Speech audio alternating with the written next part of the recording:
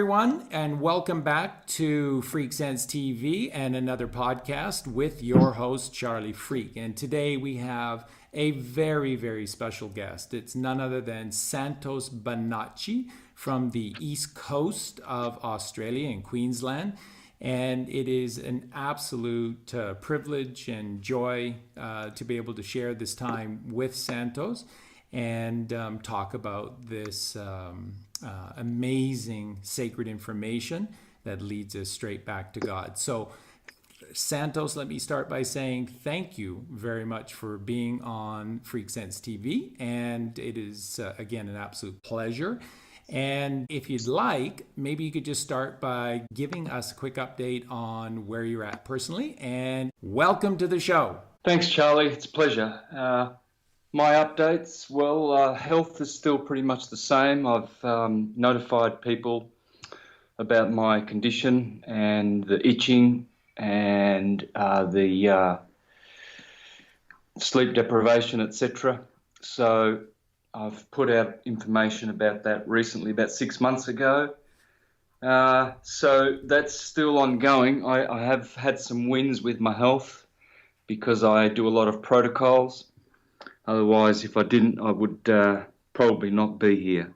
It's because of the protocols and modalities of health that I implement, that healthful living, that is, that I'm still here. So last night, as I said to you, I was tortured by the itch.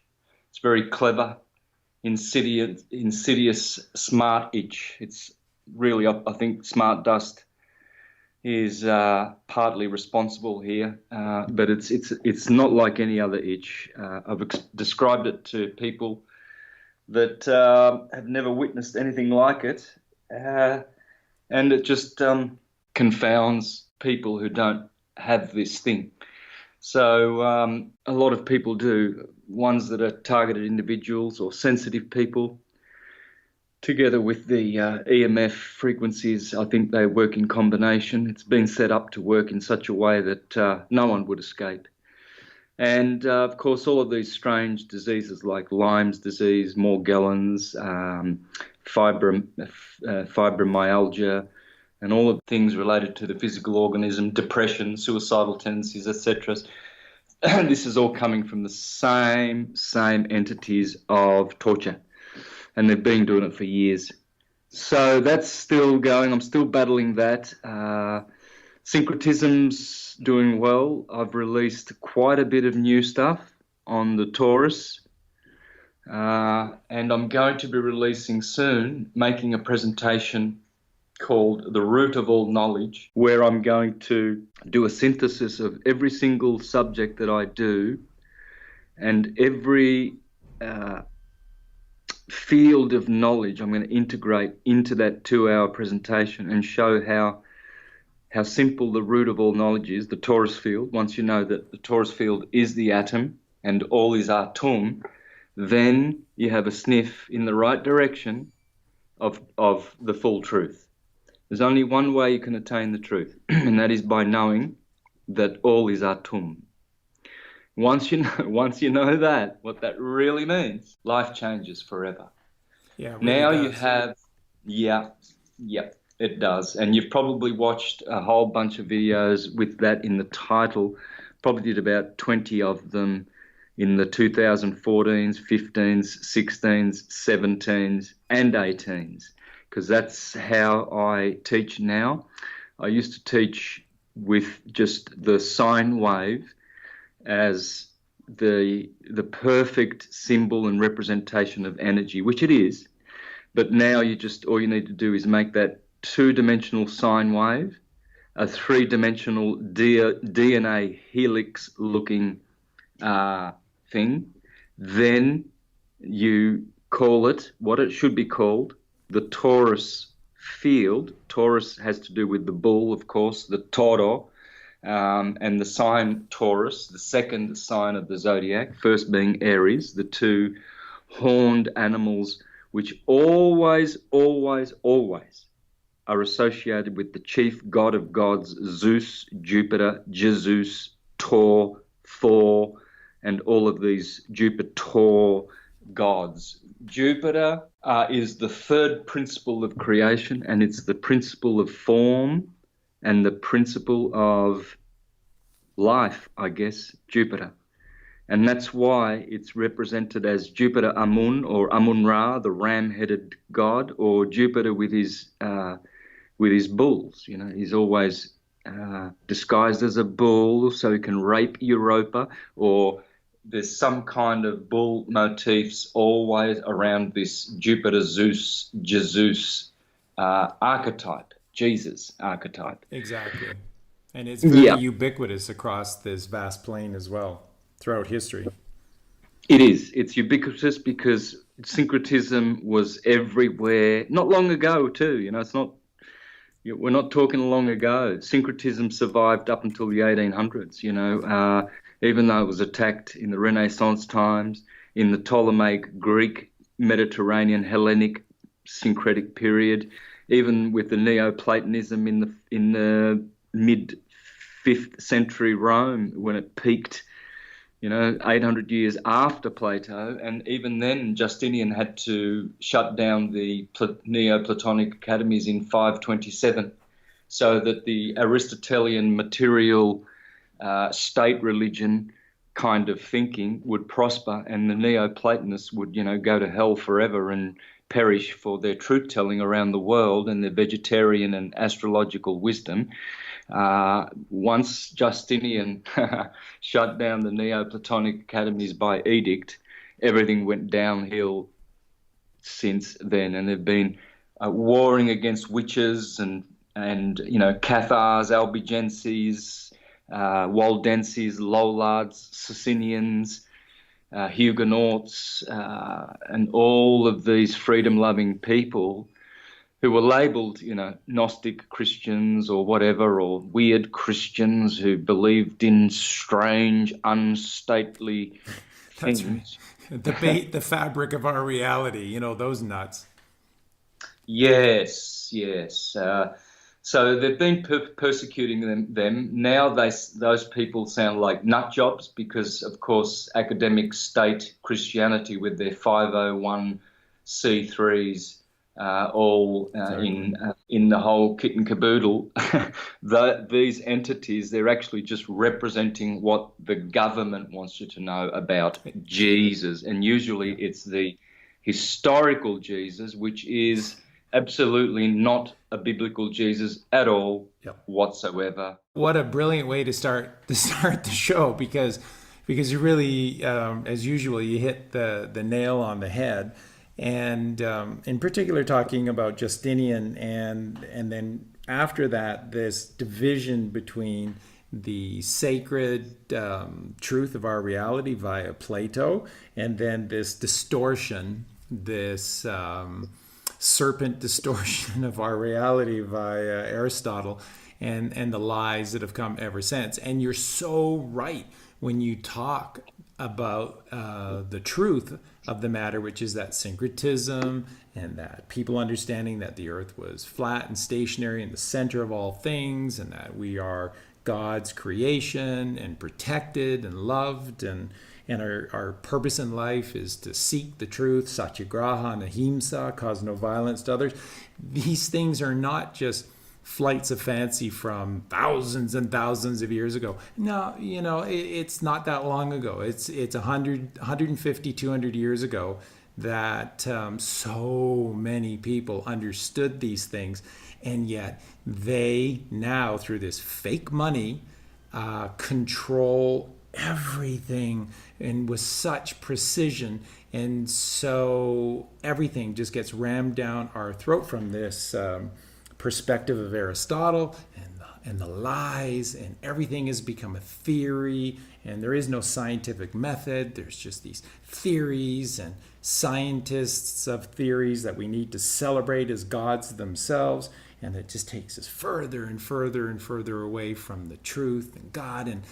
everything for us is in these sacred texts. It's in the course. They're all just transcribed from the night sky. So it's within our cosmology. It's within our bodies. It's in these sacred texts. It's all there for us. But of course, if you look at the Bible as a literal document, then God is a real sick fuck. However, when you see it as the allegory that it is, ooh, everything starts to make a little sense, huh?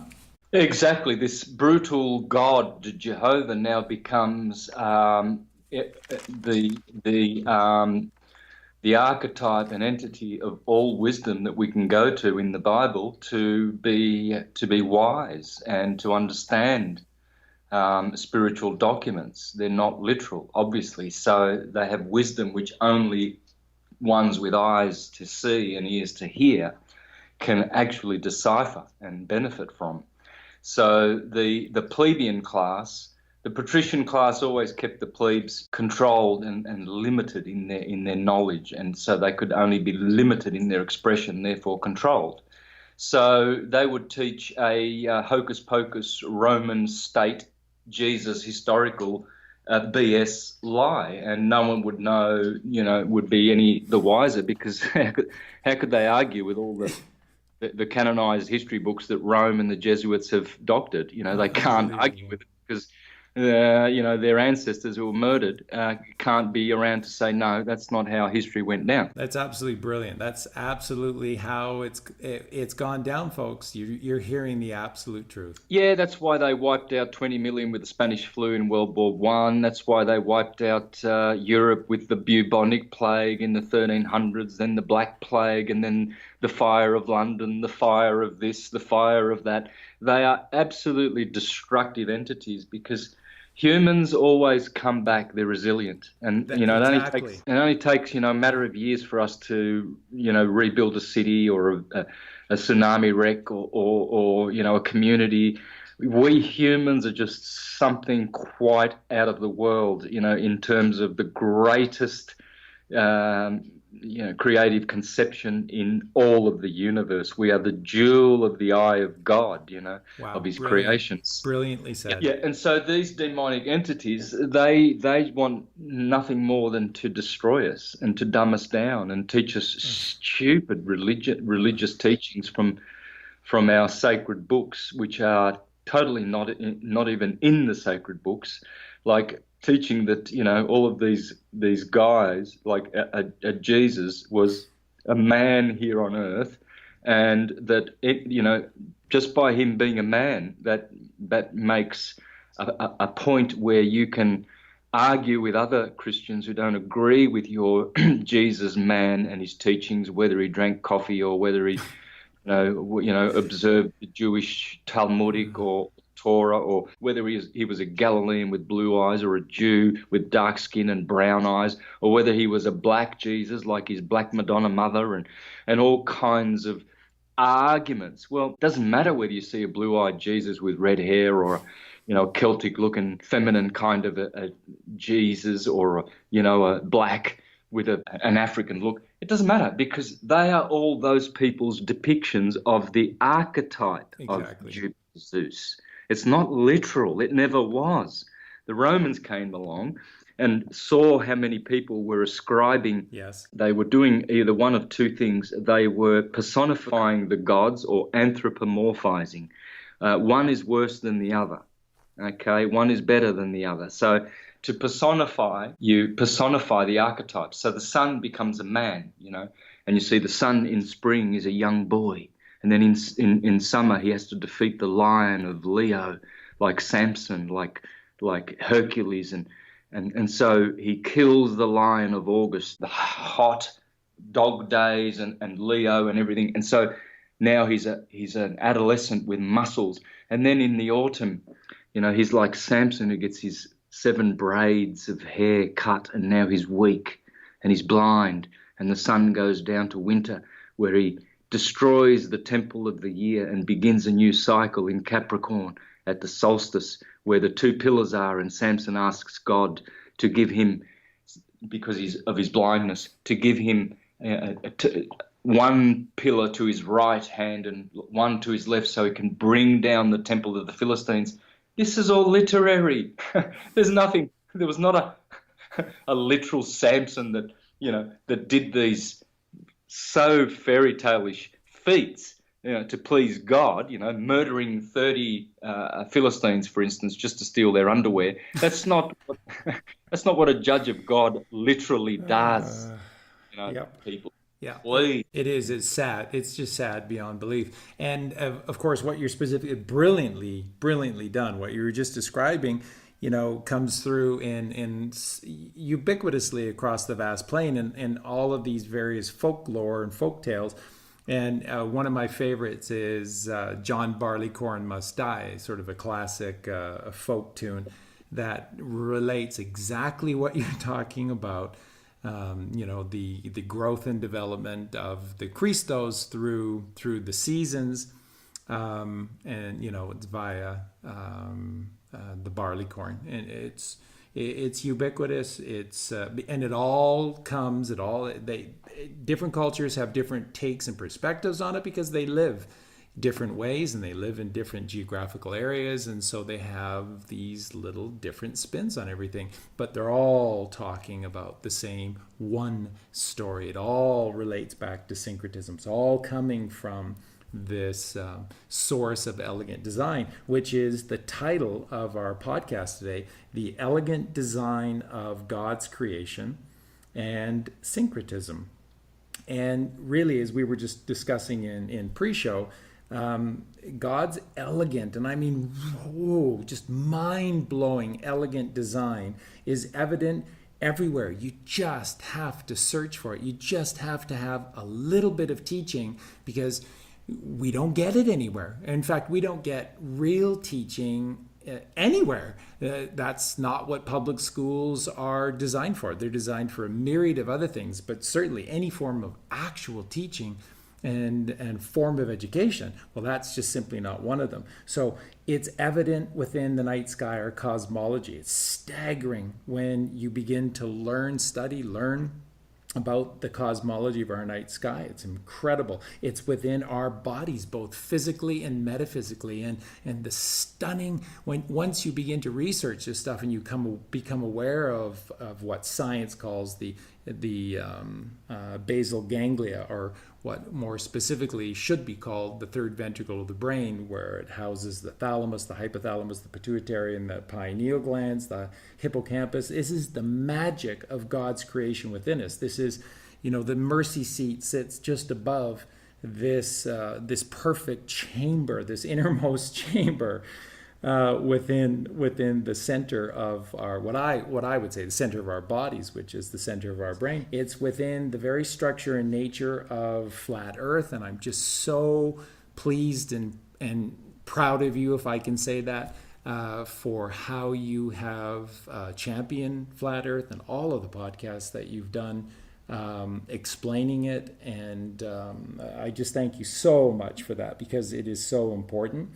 And of course, it's on Earth within the Holy Land itself. All you have to do is just look at a satellite image from the Sea of Galilee to the Dead Sea, and there's human physiology.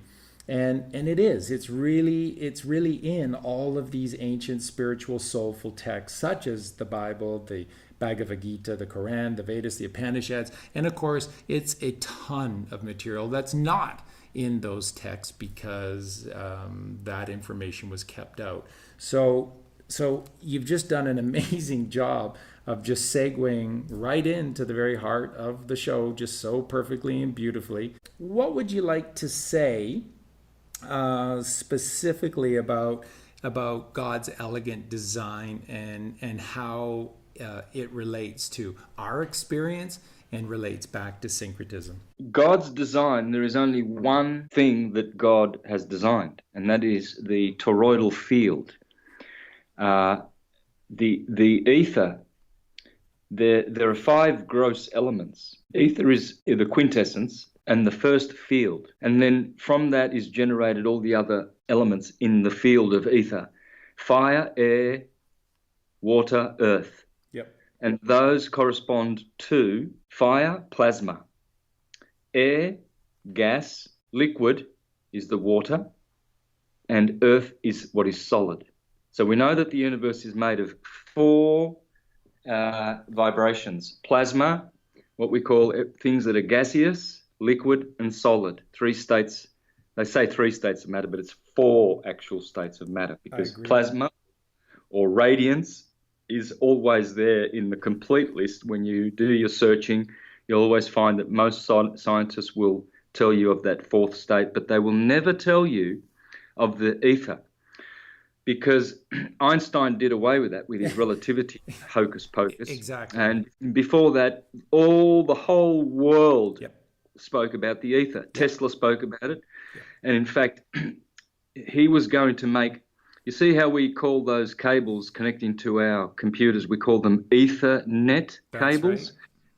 Right. That's because the ether is the medium through which light travels, and so when you hit a Google search and a split second after, you have thousands of pages of research within a split second from all around the earth. That's because it's using the ether. It's a no-brainer. They're actually telling you, they deny the field, and they tell you where you're getting your information and data from. Wi-Fi in plain sight. And folks, I just want everyone to know that Colleen and I absolutely know this as well. We absolutely are championing what you're saying. We absolutely agree. And if you talk to the so-called leading scientists in various areas of technology, just like telephone transfer or internet transfer of information, they don't really know. They can't give you a real physical realm answer of how it's possible for myself in Cuernavaca, Mexico, the center, sort of the center point of Mexico, and speaking to you in Queensland, Australia, the eastern coast, separated by an entire day, and how we're able to talk in real time to one another over this vast distance.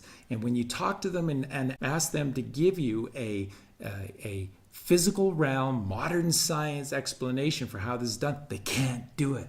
They can't do it. And they don't give you an answer, because if they did, they'd have to tell you the truth, which you just unveiled so brilliantly. And it is so true. The truth in plain sight. Ethernet. Yeah. It's the best medium to transfer and transmit information, and they've been doing it for years. Tesla said he was going to make an Ethernet Wi-Fi or Li-Fi system for the whole world, which would be, using the longitudinal scalar wave rather than the Hertzian transverse wave. Exactly. And it wouldn't need motors to generate it. It wouldn't need anything. It'd be still. It'd just be there forever, and everyone could get the information from the towers, that would transmit this Ethernet information. So going back to Ethernet, the ether, in Kabbalah, that's Kether, and then Malkuth is the world that the ether that comes from the Kether, right? So that is the world as above, so below. So if we take the truth, the universal truth that everything is self-similar and it's a fractal universe, some people call it holographic, but you go down to nanoparticles and it's the same as going up to galaxies in the scale, and everything is torus fields. All is atom. Atoms are torus fields. So an atom means unit. It means one, okay, because it's indivisible. The moment you take the privative, the A privative or privative, the letter A, away from atom, you're left with Tom. And this is it. Tom means twin. Okay, so Thomas Didymus, the twin. So atom must mean unit, right? So it is a unit. It is a one. It is a one thing, but it is a trinity because it has a neutron, a proton, and an electron. The atom is always will be, that trinity, because it can't be a unit without three field modalities. The torus field is a motor, a generator of three field modalities, and they are dielectricity, magnetism, and electricity. And that is the holy trinity of all trinities. And that is the only trinity that you need to learn, ever. And if you understand that dielectricity is the co-eternal, coexistent principle with magnetism, which is the principle of rest, and magnetism is the principle of motion. And when rest and motion act together in an abrasive way, they create what's called abrasion, abraxas, or abracadabra, or Abraham, or Brahma energy, right, which is a vibration. So you've got the three principles in the universe: rest, motion, and vibration. So the neutron is rest, the proton is motion, the electron is vibration. Vabra is abra, which is the root of words like the first words in the Bible. Barashit Elohim bara. That bara, that's abara, right? Or Deborah, to speak. Deborah means to speak. Abra, in Italian, your lips are called labra, which is abra with an L on it, right? So it's showing you that to speak is abra. Abra means to open. Abra la puerta. So Abra is that principle of Jupiter. It opens. It is the creative force of vibration, which creates the transverse wave, which creates the material world. And above that vibration sits the principle of rest and motion, dielectricity and magnetism. Mag in Sanskrit means to move. So the universe is like a motor. And God, who is in counter space, who is transcendental, supernatural, who is acting, who is the source beyond that physical vibration and generating it, uses only the one form, the atom. He creates the universe with this principle of rest and motion, the yin and yang, the black and white light, which produce a vibration, which is red shift, blue shift, red light and blue light, which is responsible for everything what we call solid and liquid and material. And that's it.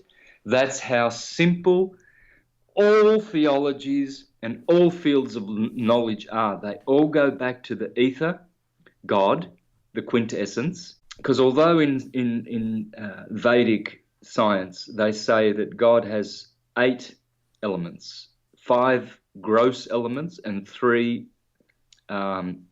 sublime elements. Yeah. And the 5 gross elements are the elements which I described to you, including the quintessence ether, because it is responsible and it is the source of the vibration. Therefore, it is included among the elements which are gross, which come from the creator Krishna.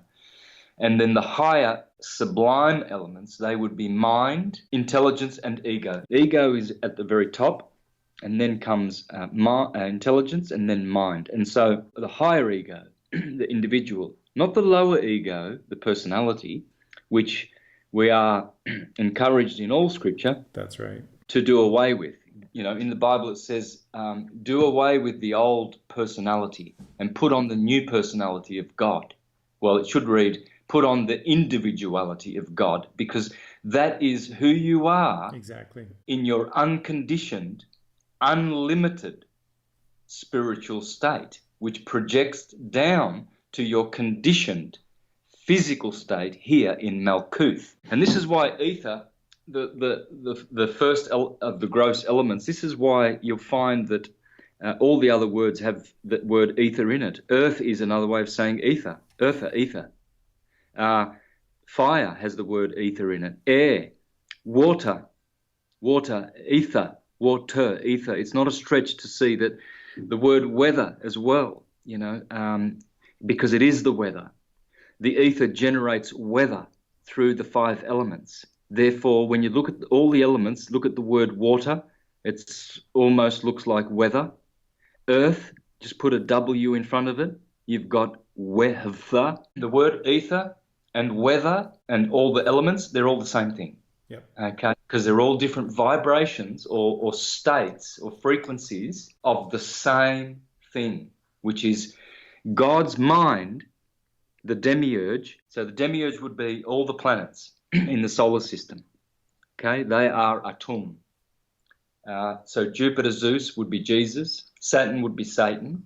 So when you look at your astrological chart, you're actually seeing the demiurge. This is why many churchgoers really are scared about astrology, because it is pertaining to the creator God, which is Jupiter or Jesus, and it is not pertaining to the Most High God, which is beyond the physical world. But exactly. It's the same God, because Jesus said, if you have seen me, you have seen the Father.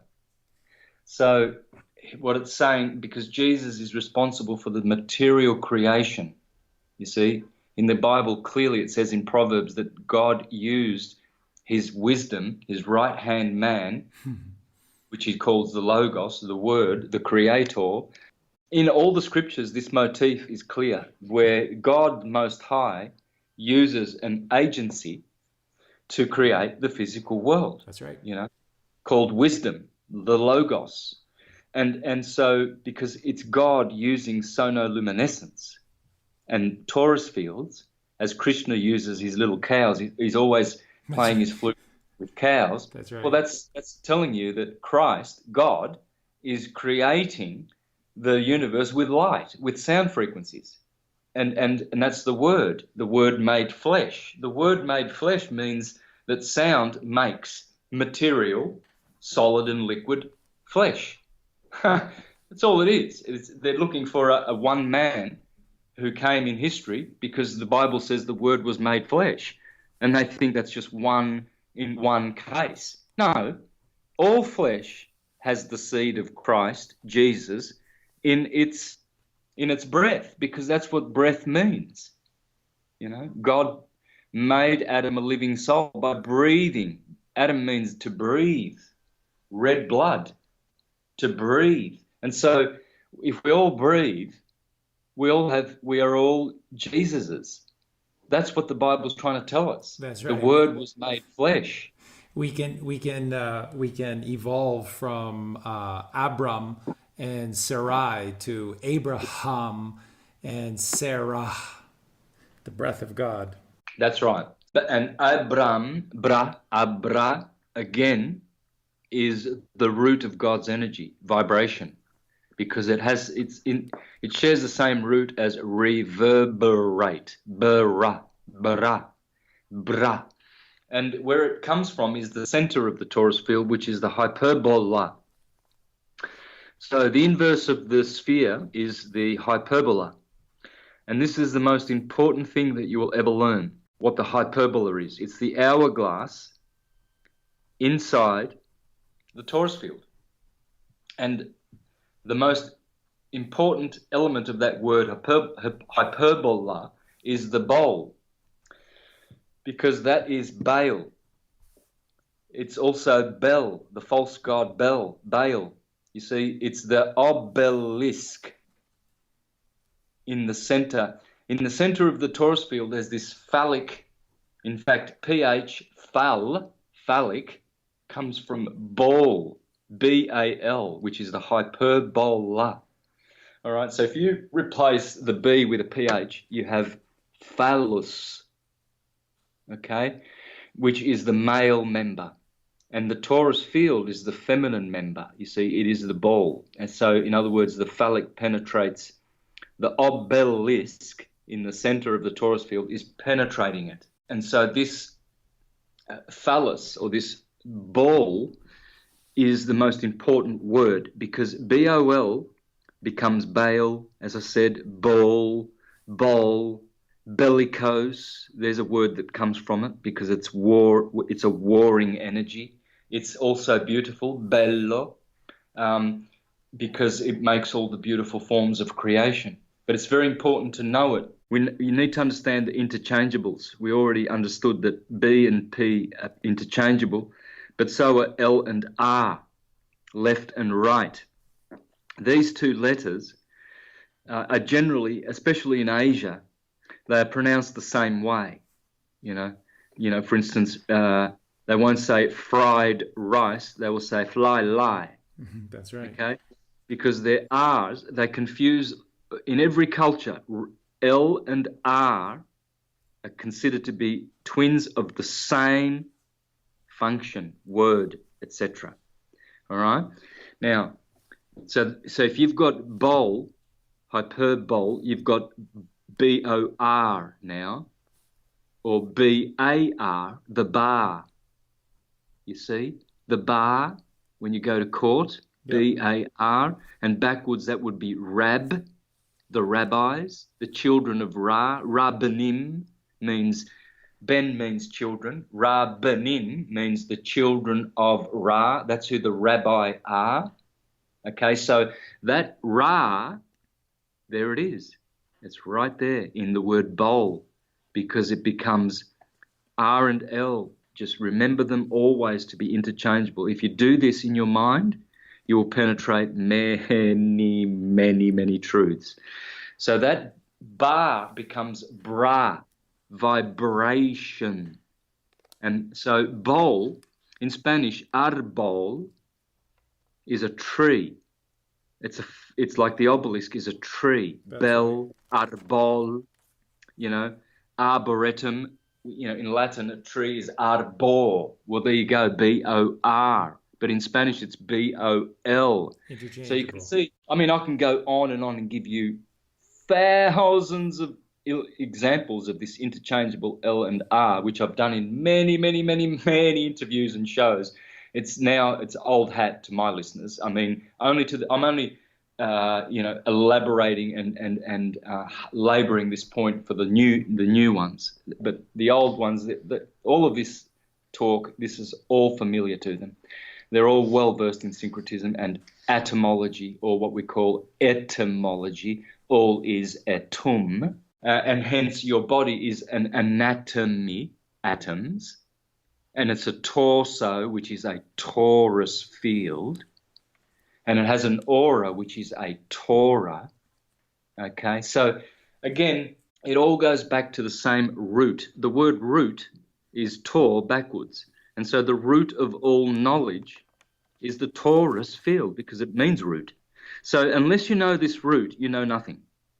And so this is why I'm so vocal about syncretism and teaching it properly, because people can really, really transform their already existing knowledge base with syncretism by making all the connections. They will absolutely fly with their already, their whatever they know already and their intelligence that they already have. So syncretism will only help them. There's no use shutting your mind to syncretism because you have, opinions that are differing. There's no use. You resist it, it'll be to your detriment. The more you know about syncretism, the more you will be free, the more you will be intelligent, the more you will be beautiful, and the more you will ascend. It's so true. And again, you just look at the very nature of our left brain dominated world that we now find ourselves living within, that everyone is encouraged to have an opinion. And in fact, you define yourself by having an opinion. And what all that ends up happening is that no truth is ever even examined. We don't come close to any kind of actual truth. All we end up doing is just raising all of these questions, our opinions, defining ourselves by the arguments that we make. And we just go back and forth, arguing over complete bullshit and never once coming close to the actual center, to the actual homeostasis of our reality. And it's so sad. And this is maybe a great segue for us to start talking about inside the human body and how syncretism works perfectly there as well. And how that the only way that we connect to the ether, and again this instant awareness, this instant understanding of all knowledge in the, God's eternal moment, is by going to the right. And that's why everything, not just the Bible, but in all of these the spiritual soulful text, it's always ascending, and it's ascending up and to the right, to the right, to the right hemisphere of the brain. We have to get out of this rat race, this hamster wheel where we just go round and round and round with our opinions, getting nowhere. Because, like you said, there is only one truth, and you can't argue with it. It is the basis, it is the foundation, as you said, of all things. It is at the root, or Torah, of all things. Every single thing is made up the same way. It is at the root of all things. It is. There's no argument to be made. There's no opinion to have. There's an acceptance.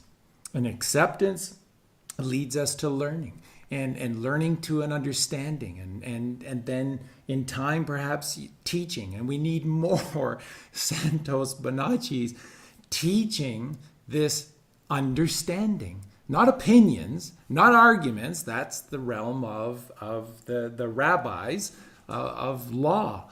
And we just argue back and forth and over these ridiculous principles of law, the mother of all justice is blind, and all of this nonsense that is perpetrated against us.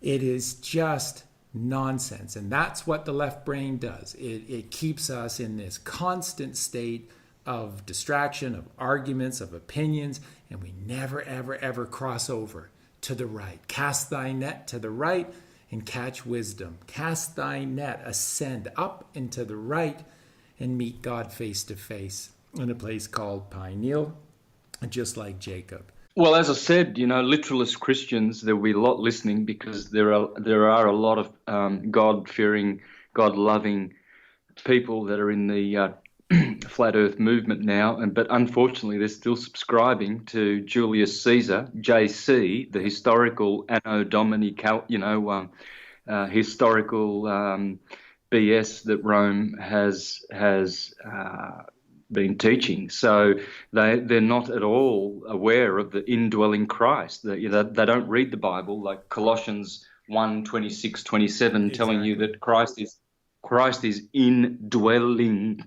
You won't find him 2,000 years ago walking around. Gee, I'll tell you, it's so funny. I mean, they don't think.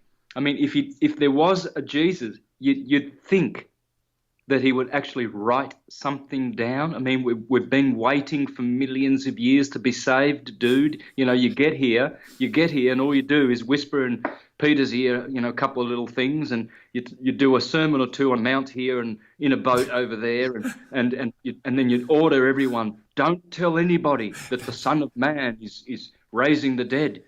Keep it a secret. Hush, hush. I mean, this is all. It's a fairy tale. Yep. But it's a beautiful fairy tale, because it hides the most precious and amazing truths that only spiritualists can understand. So, in saying that, to be a Christian is, to be a great. It's a good thing. It's a beautiful thing. To be a Christian in the literalist sense, the dumbed down goy version, is so sad to see, because people are now arguing, like I said, about all these details where, no, Jesus didn't drink coffee. Oh, yes, he did hang around with harlots and drunkards and tax collectors, but usually he hung around with decent people, I hope. Peter was decent. Well, he did hang around with him. But so they'll they'll make these arguments about, oh, no, he didn't hang around with tax collectors. He was perfect and pure. And they will kill each other, and they are, and they will forever more, because they don't realize that Jesus is an archetype. It's the perfect man / God, model, teacher, hero, wisdom, exponent. It's the perfect system to teach children, to teach humanity how to be perfect, how to be ideal, how to be godlike. So it's a system. But if you do your comparative studies, all you have to do is you have to read one or two books. This is how easy it is, of comparative religion. And there you go. And then you'll realize that your story about Jesus is spoken of in Bhagavad Gita, in the Zendavesta, in the Popol Vuh, and every single other sacred text in the universe. They just use a different name for him. Exactly. But it's still the same story. There's only one story. Exactly. And that is and by the way, Tori, that's where Jupiter is hiding, because his story is his Tory. Oh, Because that's brilliant. Tor, well, yeah, because that's why Anno Domini, which goes back to, supposedly Jupiter, Zeus, Jesus. Thank you, Christians, for continuing to call Yeshua or whatever Jesus, the Greek Zeus, right down to 2019. Thank you, Pentecostals, born-again Christians, all of you who have saved the true name of Zeus in Jesus. Thank you. I really am so thankful to churchianity for actually preserving syncretism right under the noses of the stupid churchgoers. Jesus is coming to save you, you wretch, you sinful wretch. On a white horse. Yeah, I'm glad that they are teaching the truth, that it is Zeus who is the savior, because he is the God of gods. Yeah. It is Jupiter, Zeus, Jesus. Yeah. So thank you, Christians. Let's shout out to all the churches, all the normies out there. Now, here's what you're going to learn if you do a little bit, just a little bit. All you flat earth Christians there, you sound like you've got the high moral ground. You look like a bunch of pontificating morons. All these, who's this guy who's, representing Jesus now in the flat earth community? Who are these? Can you name a few of these guys? Well, I guess the worst would be to me would be Rob Skiba, because he started off by saying that I'm not saying that I know that the earth is flat. I'm just saying I don't believe in NASA, but I'm a literalist Christian. So I love God. I love Jesus. I love eating that barbecued lamb. It's all good eating. I'm a big Jesus lover. I don't know that the earth is flat. I'm not saying that. I'm just saying that NASA's lying to us. Now that there's so many people that are talking that of course the earth is flat, he's like, well, of course, I've always been I'm a flat earther. I've always said that, and that's just not true with so many of these guys. Yeah, these guys, like Rob Skiba's the perfect moron example, doing more harm to science than anything, because he doesn't even know that the Bible that teaches the truth about our cosmology is actually the model therein, with the firmament and the crystalline sea. Exactly. Etc. That is the Ptolemaic astrological model. Exactly. These guys are doing much more harm preaching a stupid, pathetic, literal Jesus is coming to wipe your nappies and flat earth in the same breath. Look, I hope some of the listeners send this to Rob Skiba, because I'm going to smash these pontificating high moral ground dunces who belong to churches who have a 501c3 Exactly. Yeah. And they're teaching state Christianity with a literal Jesus. Here, Rob Skiba, this is for you, brother, because you're an absolute moron with your Jesus. Most of us true flat earthers, we laugh at you. You are ridiculous. And all of your Jesus freaks that hang out in your scene, and all the other pontificating churchgoers, here's something for you. 5 minutes, just something for you to think about, to show how pathetic you are and stupid. Swine eaters, most of them. I'm sure Rob Skiba would have bacon for breakfast, a bit of pig bum for lunch, and some roast pig's other bum for dinner. I'm sure they're all pig bum eaters. They're all swine eaters. You can tell. You can just look at their faces and see it. Not a vegetarian amongst them, which is the true ascending diet. And I don't care if you want to argue that. You can Genesis argue it. 1:29. Genesis 1:29. It starts there in Yep. Genesis. Everything else in the Bible is an allegory about the sacrificing of animals or the eating of meat. It's always an allegory for the sacrifice of the bull, the sacrifice of the left hemisphere of the brain. And again, this tithing, it makes me so sick. All of these people who just still buy into this ridiculous notion of got to give 10% of my earnings to the church, the tithing that God was talking about in the Bible is give me that 10% piece of crap left brain and I will give you the world.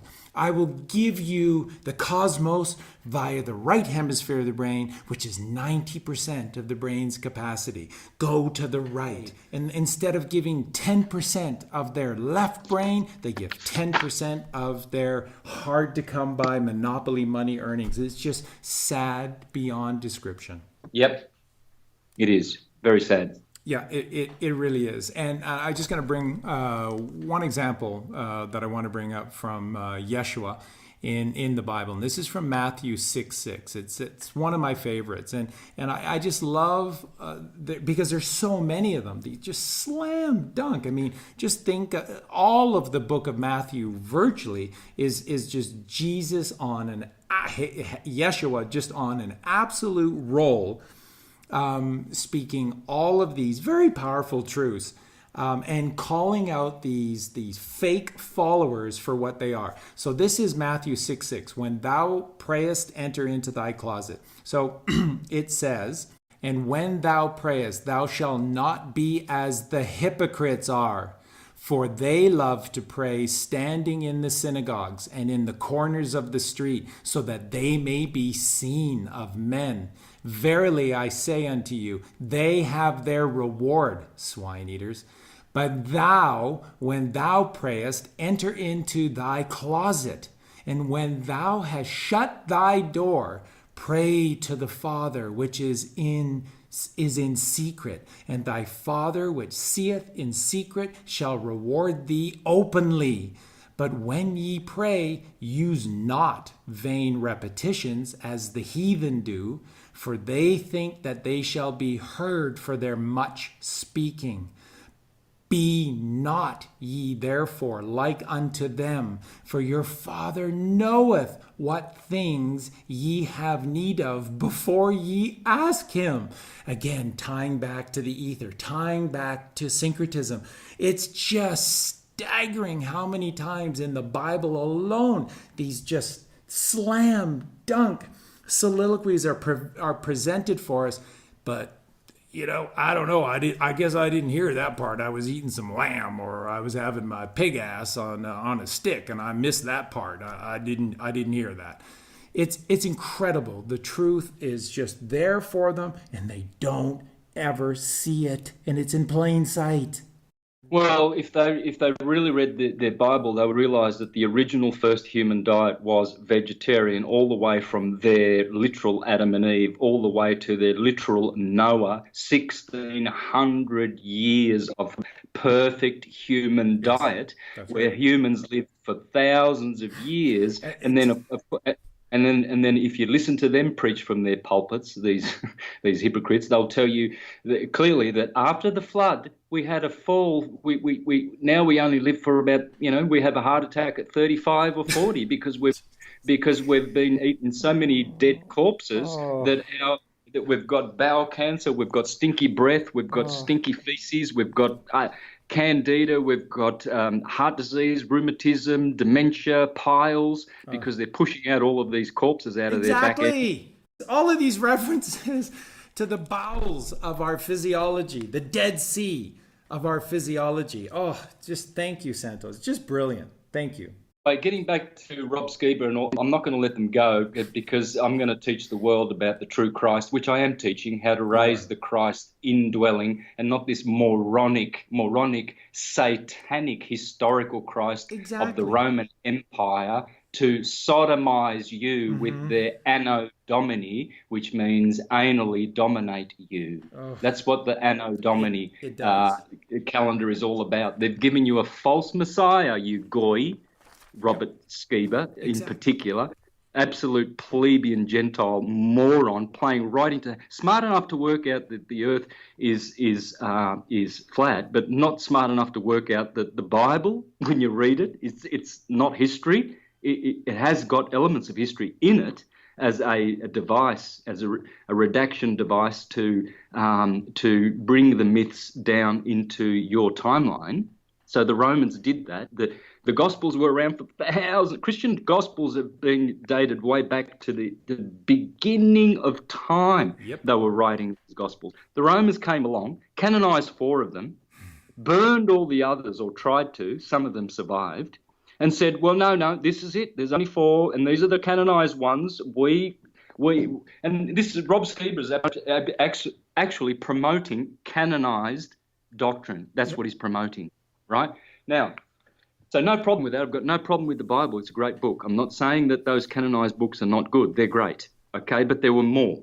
Now, here's what Rob and all his literalist morons will learn if they do a bit of comparative study. Here's a little brochure, just a brochure called Pagan Origins of the Christ Myth by John G. Jackson. Most of these guys will probably already have turned off this podcast, so they're not going to look at the book, but I'm going to read out of it for them just to persecute them, because I don't like stupid people having good nights of sleep when they put themselves on soapboxes like Rob Skiba and teach bullshit out of one hand and then mix it with truth.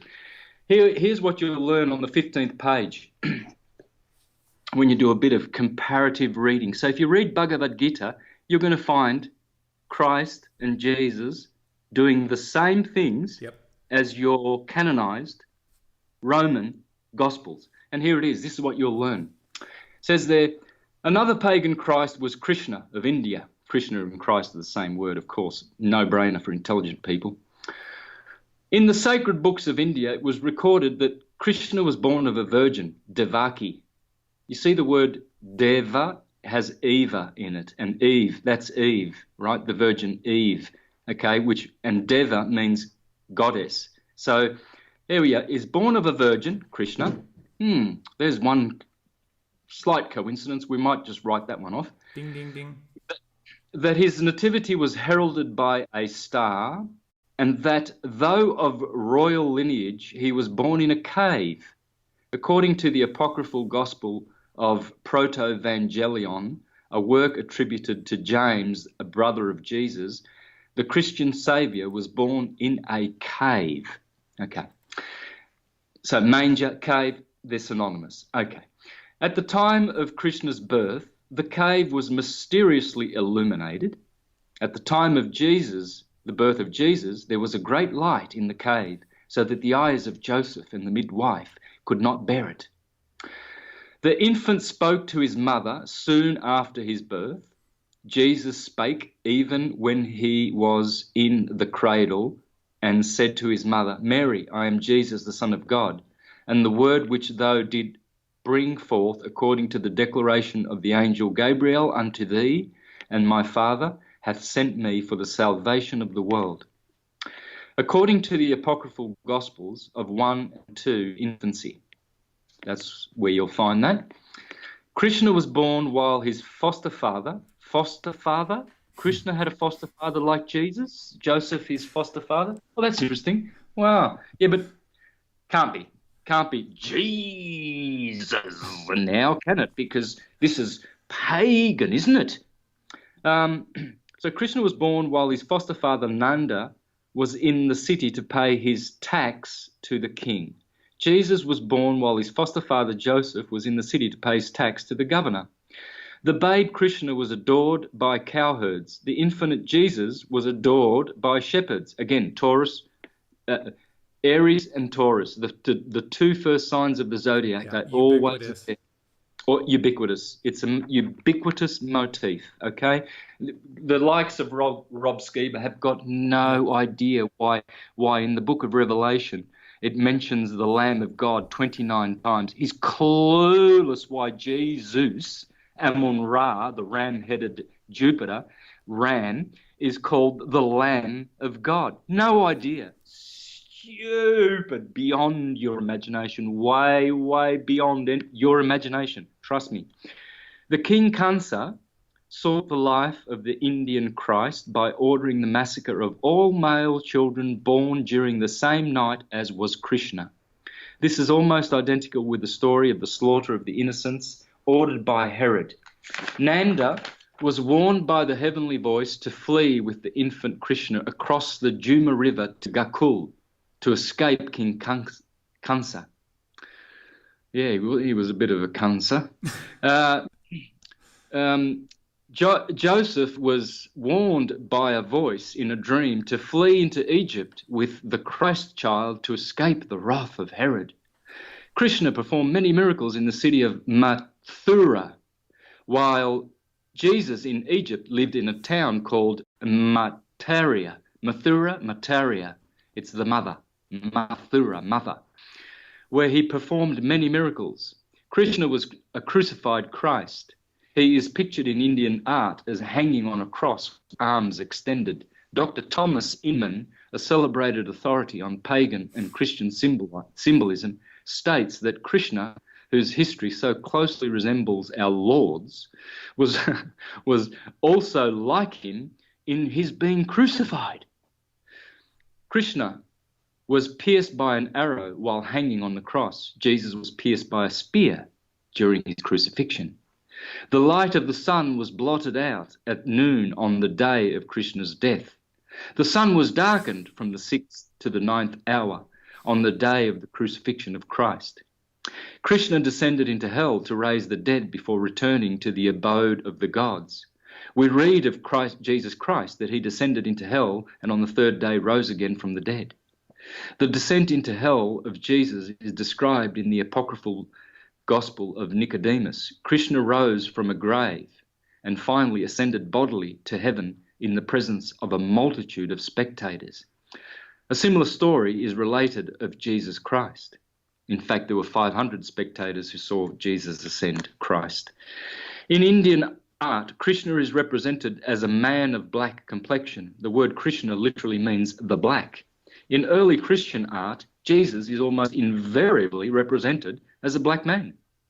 Sir Godfrey Higgins made a thorough investigation of the pictures and images of black infants and Madonnas in the cathedrals of Europe. And then he goes on to mention all of those cathedrals where you can go and see black Jesus all over Christendom, Germany, Italy, France, etc. This is true Christianity, folks, comparative Christianity, because there is only one religion, and it's a Christian religion, okay? Some call it Buddhism, some call it Islam, some call it Hinduism. It's all the same stuff. Why is Jesus otherwise known as Yeshua, and why is Krishna otherwise known as Ishwara? Why do we have Bala Krishna for Krishna, Bala meaning divine, and why do you have Cristobal? That's the name of Christopher Columbus, by the way, and many Spaniards of the Middle Ages were called Cristobal. Now, there's a scripture which says, what do Christ and Baal have in common? Well, it's the same thing. That Baal is the hyperbola, which is the root of everything, right? And so Christ and Krishna, Ishwara, and Baal, Cristobal, is the torus, because it's a light. Christ means a light, and Baal means the torus. It's always pointing to the same thing. And then why was Krishna of the dynasty of Yadu, and Jesus was of the tribe of Judah? Yadu and Judah. In Latin, it's Judah. Exactly. Okay. In Hindi, it's Yadu. Right? He was a Yadu. He was a Jew, Krishna, and Jesus was a Yadu. Okay. Why does in Zeus stands on the Mount Olympus, and Jesus stands on the Mount of Olives. Right? Jesus has a friend called John. Right? Christ has a friend called John, yeah, John the Baptist. Krishna has a friend called Arjuna. It's Arjun is John. It's all the same thing, guys. And when you go around saying flat earth and Jesus is coming to save you in the same breath, like nappy wearing Rod Skiba, totally a pathetic, moronic example of these guys. I laugh at them every time they speak, because in one breath they have this beautiful truth, and then they just defile it with their stupid Roman Jesus. The two greatest Roman lies are the globe earth and the literal Jesus, and they can't work out. Either they work one of them out or the other one, and they're blind to the other, and they don't realize that both of these are the same freaking scam and swine-eating, moronic 501c3 churchgoers like pathetic Skiba and all the other dunces. I wish I had all their names so I could just drop them right now. Well, all you'd have to do is just check out a video from a flat Earth conference, and it's just staggering. It's absolutely staggering. It fits the bill of these Romans that are dominating our reality. All the followers of Aristotle, and that's what all of these guys are. They're just ultimately following the playbook of Aristotle. They're the ones who are representing the so-called flat earth movement at all of these conferences. And then if you get outside of flat earth and you just go to the general truth movement as well, and then they've got these public speaking events as well. Who are these people who are supposedly speaking on behalf of all of us? It isn't you. It isn't Eric Dubay. It's always the same cast of clowns that are representing these sacred truths, and all these innocent people out there who are desperate for a change in their life, who are desperate for some kind of actual knowledge, to actually know something, instead of going through their life as victims, believing in all of these Aristotle lies. It's just staggering, and I'm really glad that you did that little rant on this and read that passage from Jackson's book, because it's syncretism. It all relates back to the single truth. That's why they're all the same. That's why all of those 78 different sun gods in the Mediterranean region alone, through a 3,000 year period, we're all telling essentially the same story, because there's one story, there's one truth, and you can either accept it, learn from it, understand it, and eventually potentially teach it, or you can just argue about it endlessly as these anal fucked victims of the Roman Empire. It just frustrates me to no end, because of the incredible fall of mankind. And I always relate it back, and maybe I could have your thoughts on this. I always relate it back to within the Bible and Adam and Eve, who, by the way, folks, if you didn't use your common sense to figure that one out, they're the world's first vegans, living for forever as vegans.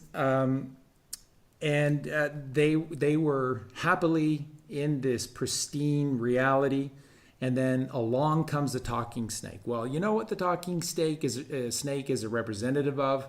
A snake oil salesman. And boy, we've known some snake oil salesmen over the last couple of hundred years, haven't we? Guys by the name of Rockefeller, of Rothschild.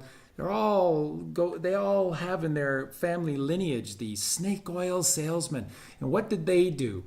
They sold a fantastical story of lies, and of the mythical pursuit of some monopolized money that is backed by nothing. And then Adam and Eve fell out of this perfect, pristine reality in syncretism to this endless world of lies, lies, lies sold to us by snake oil salesmen. And now we just run that hamster wheel day after day, never once slowing down or looking back, wondering why. What am I doing this for? It must be right. And I should be eating meat because it's just all through the Bible.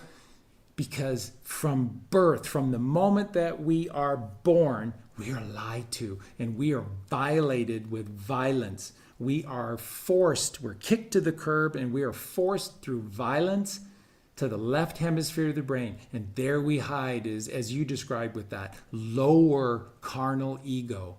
And that's who we become. We're just mask wearers. We're just mask wearers, folks, by whomever constructs the mask. We just put these different masks on and we be whatever we're supposed to be in whatever situation society presents for us, never once knowing who we are, never once coming even close to sniffing the breath of God or a fragment of the truth. And it's just frustrating to no end, Santos.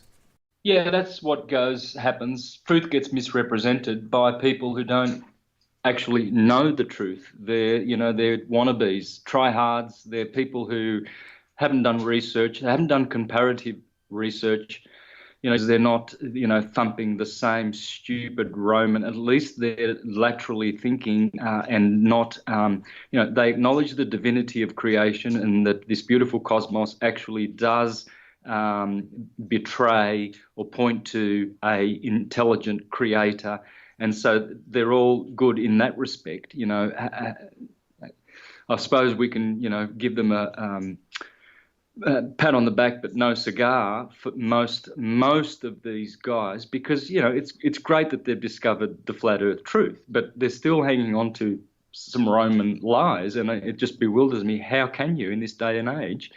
Because there's plenty of information. Like I just read a small snippet. I don't know how many hundreds of books that I've read which have proven to me that it's all the same one story when it comes to theology, and all the literalisms and doctrines and beliefs, they are opinions. They all have to, take second seat here because they're all controlled, manipulated. They're all lies. We're learning more and more every day how many layers and layers of lies. And the biggest one that I've been teaching for years now is the Jesus literal lie.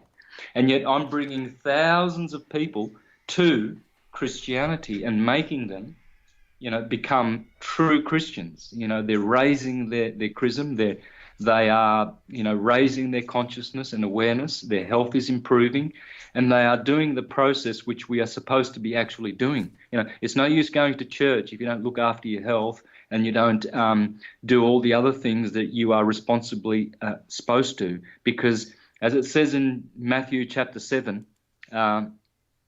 many will say to me in that day, Lord, Lord, didn't we prophesy in your name? We spoke about flat earth in your name. We expelled demons and did many, many powerful works in your name.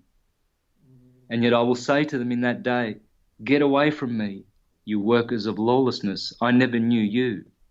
So it's one thing to be preaching about Jesus, but I can see, you don't fool me. I can see the swine eating all over your face. I can see the ejaculating going on. I can see all the crimes you are committing against your own body, and you call yourself a Christian. You can say, Lord, Lord, Lord, in one breath and flat earth in the other breath till kingdom come, but you will not get into that kingdom because Jesus tells you that he will deny you first, not the unbelievers, so-called, that you call pagans. You, the ones who are lining up, Lord, Lord, didn't we do this? Didn't we do that? Yes, oh yeah, we knew you. We did everything. It was all about you, Jesus. Oh, for sure. We were proper little hypocrites in church, warming up those seats, looking really good on Sunday. But, so you were looking at the other 6 days of the week. Okay. Well, there you go. So I don't get into the kingdom. No worries, Jesus. I'll try next time. Because that's what's going on. You're a one-day Jesus freak, You know, you look really good when you're in public and all polished up with your suit and tie there. Oh yeah, you look like a real good little proper Christian. So Just like the true. mafia do it, you know, the mafia man. Yep, He looks exactly. great when he's walking around New York in the Bronx and he's telling all the people there he's going to put money into this charity and money into that, and look at all these poor little homeless kids.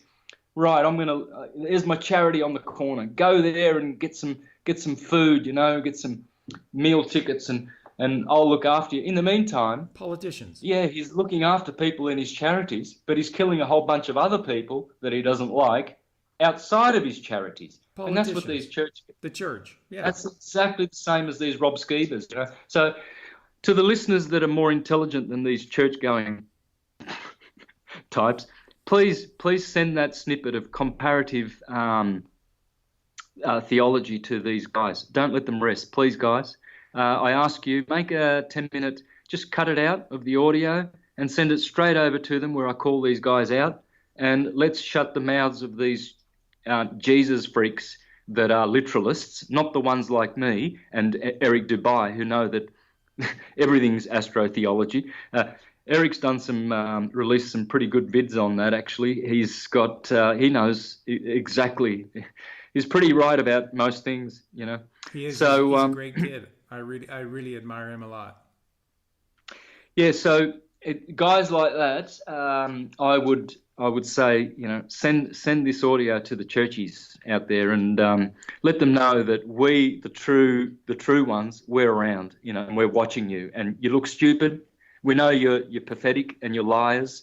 And whenever you are subscribed to a church that has a satanic 501c3, yeah, well, definitely you know that you are a Satanist, and you can say Lord, Lord for as long as you want. You know, you can you can sit there poncing on your moral high ground, you know, acting like well, I'm a Christian and I believe in the flat earth. Well, that makes me twice good. Oh, I'm so good. And I've got nappies, and Jesus is coming into the clouds soon, and he's going to wipe my nappies because I can't.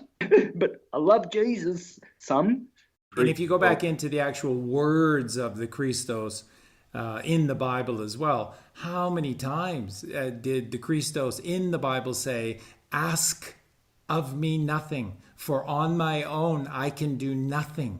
It is of the Father. It is not of me. Don't ask me. Don't come to me to wipe your nappies and solve your problems. It is said throughout the Bible. And yet what is the very thing that Christianity, Catholicism is teaching everyone? Sit down, shut up, don't think, and wait for Jesus to come along and wipe your nappies.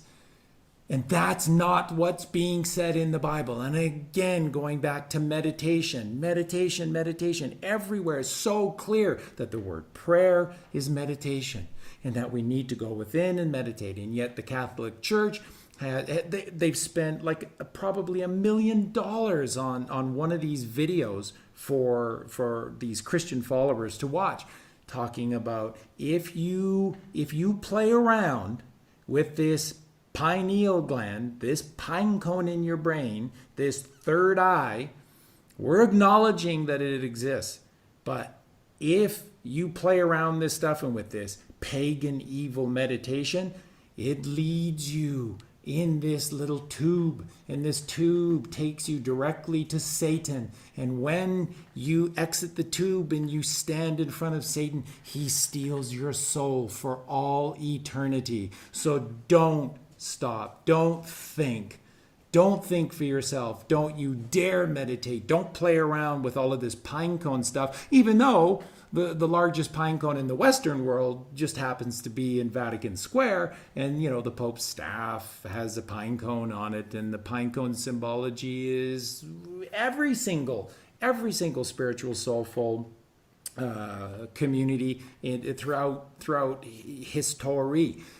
It's just staggering what's there in plain sight and what they absolutely will not take. And the thing that just literally kills me about literalist Christians is that there are so many passages within the Bible that are actual literal statements of the Christos. And if you just read those statements of the Christos literally, which is what you say you are, then he's telling you that I of myself can do nothing. It is only through the Father that the kingdom of God is within him. And you must go within. You must go into the closet. You must shut that door. You must cast thy net to the right. Everything that is being said is telling them to become the ascended man, to raise the chrism oil and to activate that sixth in-body chakra, the third eye chakra, to illuminate the crown chakra, so that you will become the ascended man, so that you will be a bodhisattva, so that you can choose to stay here if you wish, and like Santos, enlighten those that are stuck down in the lower three chakras, who will never get a whiff of the clean air of the heart chakra, the throat chakra, or the third eye chakra. Those are just pipe dreams for all of these people that are stuck in the root chakra. Forget about the sacral plexus chakra, the solar plexus chakra. It just for virtually 99.9% of the human population, it is the bowels, the absolute hell of our reality. And this is also, if you look into flat earth, what you get about the layers above and below flat earth, the layers of heaven and the layers of hell. And it all just comes back to these vibrations, these waves, and that we choose in every moment if we want to have a heavenly life or a hellish experience. The 7 heavenly virtues versus the 7 deadly sins. And just like you said, Santos, when you look at these literalist Christians, they are walking, breathing, living examples of the 7 deadly sins, not the 7 heavenly virtues. Yep, they're zombies. They've been zombified as well. But, at least their Christianity gives them some hope. I mean, there's the only way I can, reconcile that paradox and horrible situation. Poor people, they're still brainwashed, I would recommend for them to go to my YouTube channel and watch my 2-part presentation, Astrotheology, the Basics, Part 1 and Part 2, if you really want to save yourself from absolute abject stupidity with all of this Jesus nonsense. He's not coming to save you. He never was a literal man in history. They made that all up. It's all a Roman bullshit lie, and you swallowed it hook, line, and sinker. That's your fault, because you didn't read the scriptures. Everything you said before about the chakras, they would be sitting there cringing, going, "Oh, that's all from the devil. There's nowhere in the Bible where..." Well, in fact, that's why Jesus ridiculed Nicodemus. He says, "What? You are a teacher in Israel and you don't know how to be born again?" See, Skiba keeps talking about he's a born-again Christian. It's incredible. Jesus gives him the actual secret. He says, "As Moses in the wilderness lifted up the serpent," that's the Kundalini, by the way, Rob Skiba. Exactly. Meditations from the devil, Rob Skiba. Mm-hmm. He says, "Unless you lift up the Son of Man," and that's the Son of Man is those chakras. See, the Son of Man is the manna from heaven. It's the way the scriptures talk. It's a motif in the Bible, the Son of Man. And manna is the food from heaven. So that manna is the fluid called the Christos fluid in your body. It's the cerebrospinal nervous fluid system. It sure is. Proceeds from the claustrum, the holy claustrum, the Sancta claustrum in the cranium, and it goes all the way down the spinal column, all the way to the sacrum, you see. So that's why Jesus was saying to Nicodemus, to be born again, you have to lift up the serpent as Moses did in the wilderness.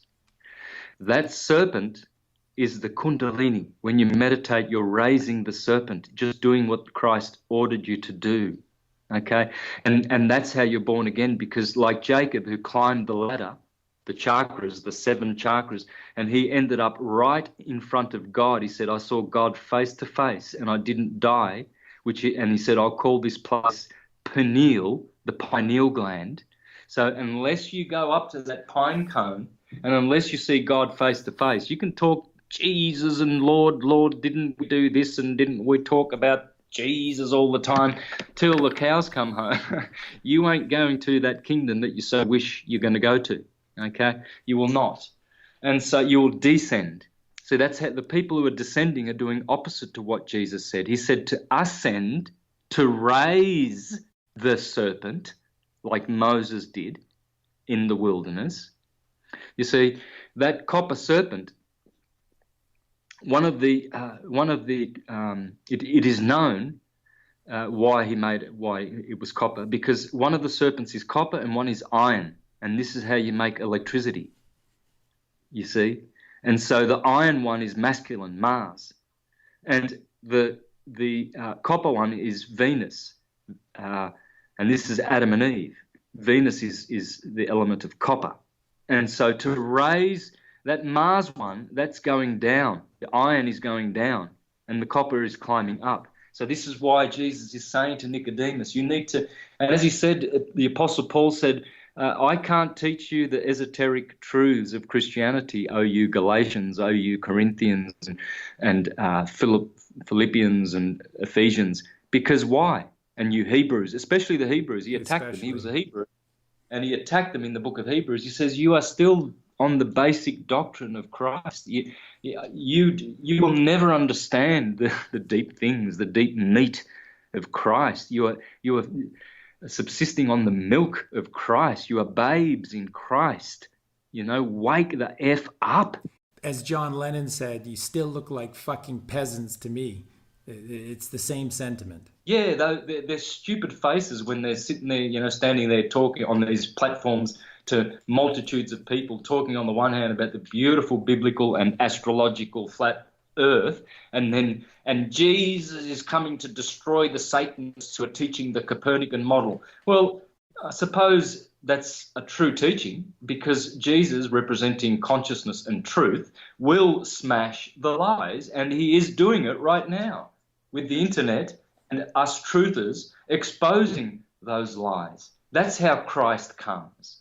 That's how Christ comes to destroy with fire the false teachings and burn them forever in hell, especially the Copernican teachings. But he's not coming as a man in the clouds like you nappy-wearing churchies think.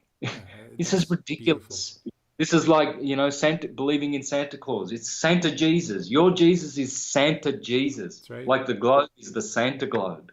And in what you were just talking about and what we just went over, it also really decodes the very heart and soul of flat earth and how flat earth functions. And it always leads me back to Tesla and Nikola Tesla. And there's so much disinformation that's out there. You have to really be careful if you're going to look into to the true words and teachings and experiments of Tesla, because they have so distorted that man's work. It's not funny. But from Tesla, he said that if you really, really wanted to understand the true nature of our reality in the ether, it's actually a magnetic electro ether, a magnetic electric universe or reality within this ether, and what you were talking about, just within the human body and the Kundalini energy. Again, you have magnetism that is rising, the copper, and you have electricity, which is a downward causation, the iron. And Tesla went so far to say that this is where these theorists under the umbrella of Einstein and the teachings of the ridiculous notions of relativity, that they were mistaking gravity for the natural downward causation of electricity within ether. So this is the reality that you just need to wrap your head around. You have the iron, you have the electricity that is coming down upon you. And it sometimes to us, just when we're just living in the realm of iron, it feels like we're carrying, like Atlas, the weight of the world on our shoulders, because we just have all of this weight of iron on us all the time, this downward causation, because we're not raising the magnetism, the magnetic energy of the Kundalini up within the body. And again, how do you do that? Just meditate. clear your mind of all of these toxic thoughts, and the kundalini, like the snake that it is, with the man playing the flute beside the basket, begins to magically curve and rise up. A vegan, a plant-based diet is cleansing your body and your mind, because everything within the human body, I just releasing it tomorrow, a brand new podcast entitled The Cancer Hoax, and it just goes into complete detail of what we have been talking about today in this the dual relationship, as above so below, and how everything in our reality, physically and metaphysically, are all tied together within the human body via the third ventricle of the brain, God's chamber, God's glands, the pineal gland and the pituitary gland. Everything is happening through this miracle. And when we get in tune with these three things, you talked about the toxicity of the globe earth lie versus understanding and accepting elegant design, the creation of flat earth, or that the kingdom of God lies within, and that the Bible is an allegory, these fantastical stories, because it was meant to be shared from father to son through these dark sayings, these fantastical tales of Jonah and the whale. A man in the whale for 3 days went in, a disbeliever constantly upon a stormy sea, the left ventricle of the brain, and after 3 days in the very center, innermost pit chamber of this whale, he comes out a believer, a knower, a philosophizer of God after 3 days in this deprivation tank, the center of the pyramid, the king's chamber and the queen's chamber and the great pyramid, which are on either side of the central chamber being a representation of thalamus, the light of the world. And then up and to the right is the king's chamber, the pineal gland, and down and to the left is the queen's chamber, the pituitary gland. And as you were describing at the very beginning, this understanding of dielectricity and magnetism creating electricity, the holy trinity, this co-eternal principle with magnetism, the rest versus motion, male versus female. And like you said, if there's one thing that we need to understand, you need to understand that the earth, the flat earth, is a toroidal field. And that in the very center of that toroidal field is that phallic symbol. And that phallic symbol penetrates the toroidal field, the torus. And that is the creation of life in every moment, which is what the ether is. The transmutation of information instantaneously in real time in every single moment. It's just brilliant, this elegant design, this creation of God, the creator of all things. It's just brilliant, and it lays to waste all of these ridiculous theories that just, at the end of the day, even after their 3-meter long blackboards with all of these fantastical equations, which is just art, because if you can move a zero on either side of the decimal, then it doesn't really mean anything anyways. It's just fantastical art. Even after all of these fantastical equations, you just need a leap of faith to believe this bullshit. Einstein came out, what was it, in I can't remember the years, but maybe 1912 or 13, he came out with special relativity, and never even touched on motion. Why? Because the earth is flat and stationary. And it took him 9 years to come out with general relativity, which then solved the problem of no motion by gravity. And yet you and I you're upside down. That's just freaking amazing. I'd love to get a picture of you upside down in those quadrillion liters of heavy salt water just suspended there while seagulls and mosquitoes fly as high as they want to go, along with, balloons. The mental gymnastics that you have to undergo to try and believe these bullshit Copernican stories that have now dominated our reality, instead of the plain, simple, connective story, the one story of God in creation. I'll pass it back over to you. Yeah, it's that one story that everybody's interpreting the wrong way, which is causing all our trouble. Syncretism is sinking everything rather than dividing and conquering, and that's what these churchy guys are doing. Yeah. They're actually now giving people, they're actually bringing churchianity into the flat earth movement rather than spirituality. Into Okay? the flat. That's right. That's what they're doing. So what I'm doing is I'm saying disregard, disregard what these people are, belonging to churches with 501c3s, whether they're Pentecostals, flat earthers, or they should not be contaminating their pathetic government registered churches and bringing churchianity into this. It belongs to the realm of spirituality, where it always has been and always will be. Churchianity is a Roman concept. The Jesuits control all 501c3s. They created it. They created it to ensnare people in the trap of coming under the umbrella of corporate state religion. Okay, Christ said, give unto Caesar what is Caesar's, give it back. Okay, so going back to what is God, it's the ether for us. The demiurge is the ether. Everything below the ether. Beyond the ether is ego, mind, and intelligence. They are the three sublime elements of creation, of Christ projecting into the material world from spiritual source.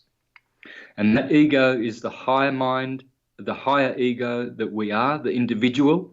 And then the individuated mind comes from that. And then the individuated intelligence.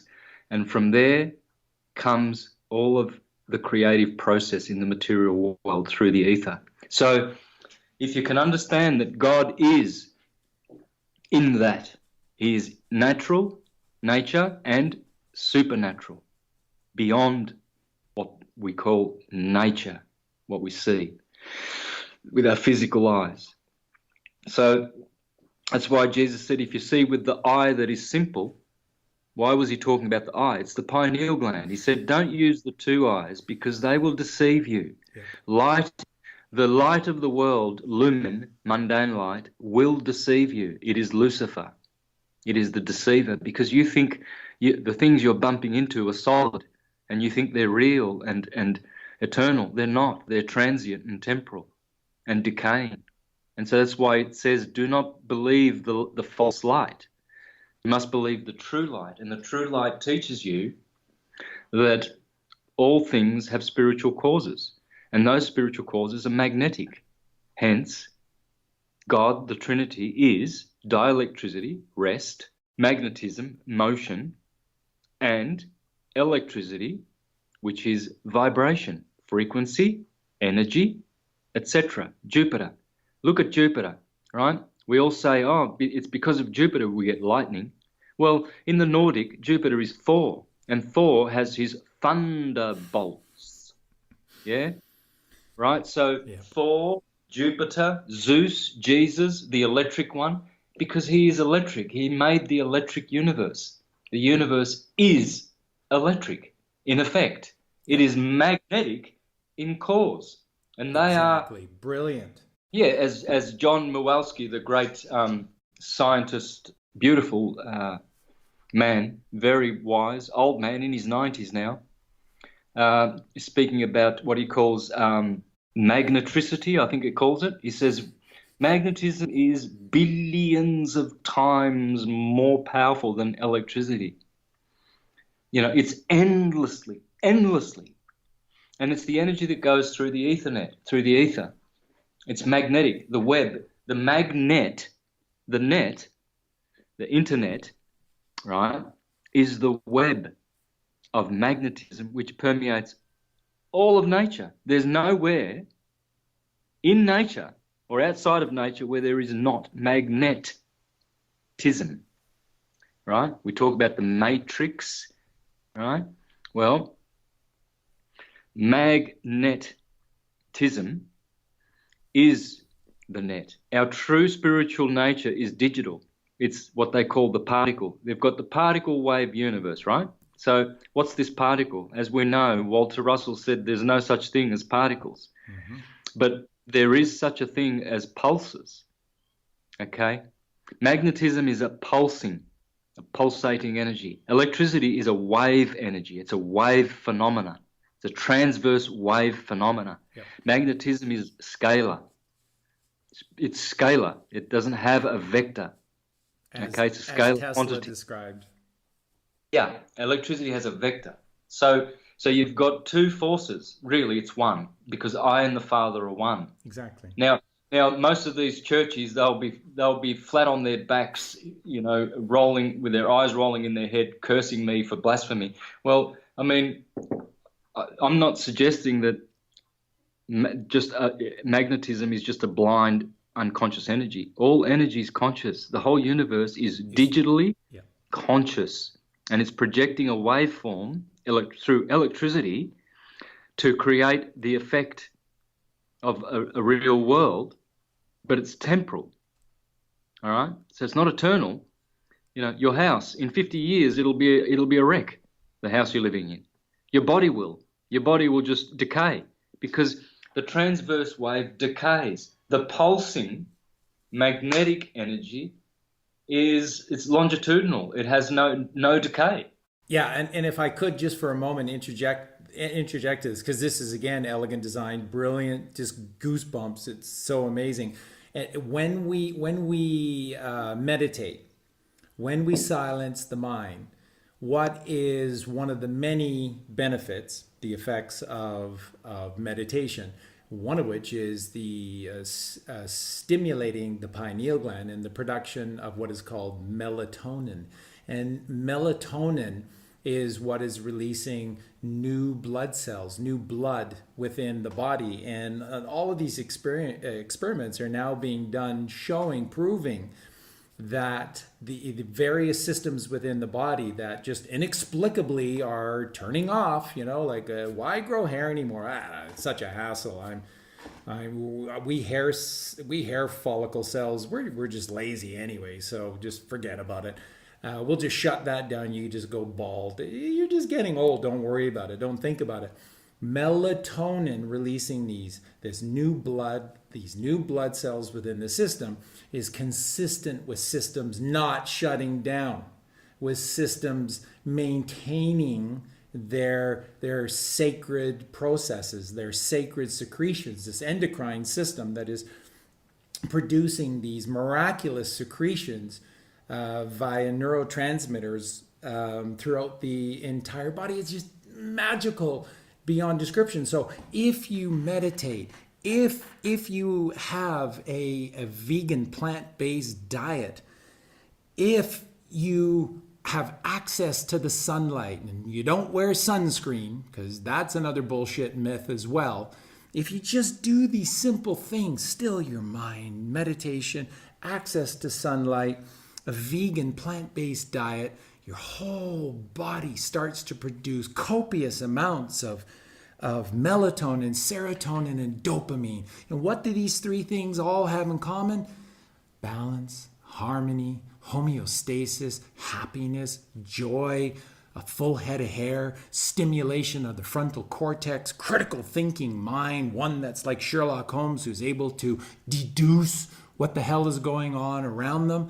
All of these, the whole body physically and metaphysically is controlled by the third ventricle of the brain, that center innermost chamber of our body, which I can contend is the true heart. It's where God exists. God doesn't exist in a valve in the chest that works with our lungs to pump blood throughout the body. God has a mercy seat. He sits above and works his magic within the third ventricle of the brain, thalamus, hypothalamus, pineal, pituitary glands, hippocampus, the magic of the third ventricle of the brain.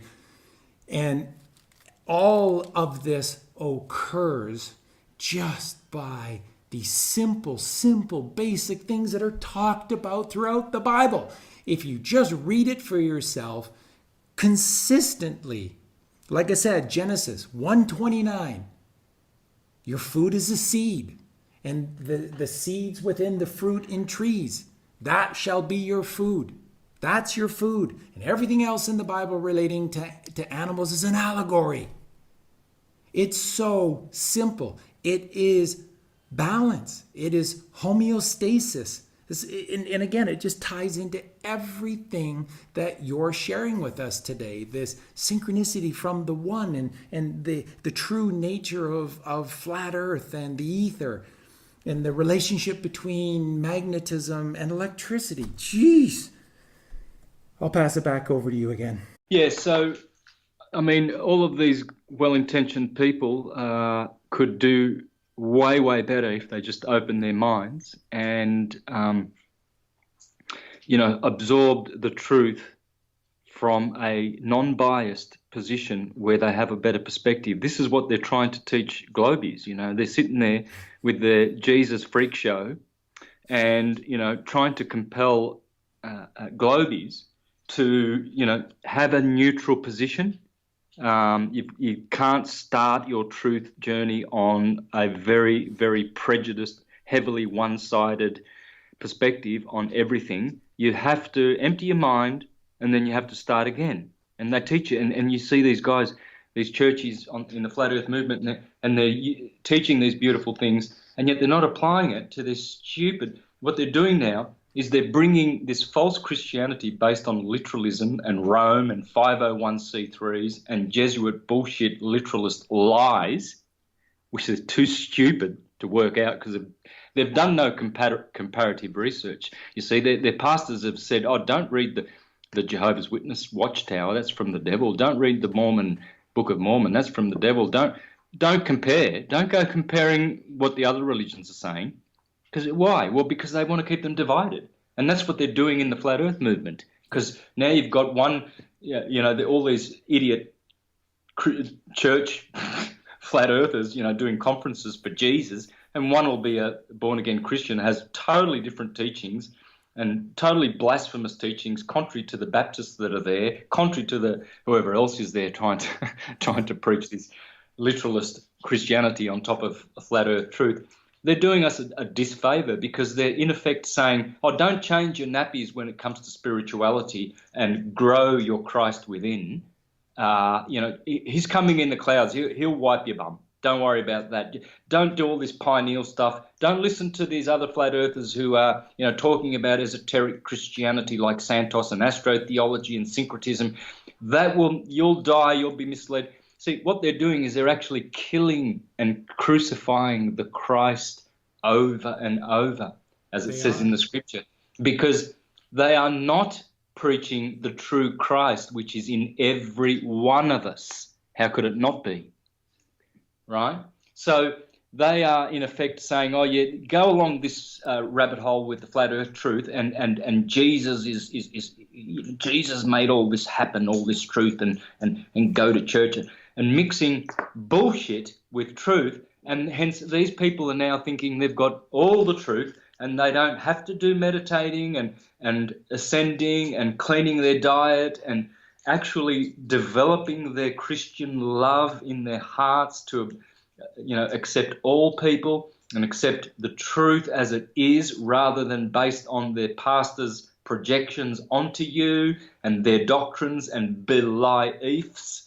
So big disservice you are doing, all you churchies out there. There are a few other guys as well, who think they're Bible scholars that are not Christians, that are flat earthers as well, doing great disfavor to the truth with their bullshit as well. There's a lot of them. Really disappoints me, and it's made me really sort of go quiet in the flat earth movement because I see a lot of morons in it now, and they're more, some of them are like, especially the ones who are teaching it, they're so egotistical, really, a lot of them, and it just puts me off. And so I'd rather just wait for the truth and the awakening to happen and not so much get injured in the battlefield by, just trying to wake these people up. I'm just pulling away now, licking my wounds. I've been battling for a few years now, and all sort of in the wrong way. I've been arguing with morons, and some of them are my friends now, because they've realised that the Earth is flat, and I had to block them and curse them 3 or 4 years ago, when they were thinking that I was a shill and whatever. So that was all. I don't know. I mean, it would have woken a lot of people up, but it also would have been a really bloody scenario. The way I was, trying to wake the people the fuck up. So my way of doing that now is just by giving them beautiful evidences of the truth, and if they are congruent to it in their caliber of mentality and intelligence, they'll know it, they'll see it. If not, they'll continue being stupid like these churchies. Let's just bring in for a sec here, the ancient Eastern philosophy tradition of the samsara and the great circular wheel of life that occurs again and again and again, the birth, the life, the death, and the rebirth. And as part of the great wheel of the samsara is, of course, to the right there is an exit, there is a door in the samsara to the right, and that is the moksha.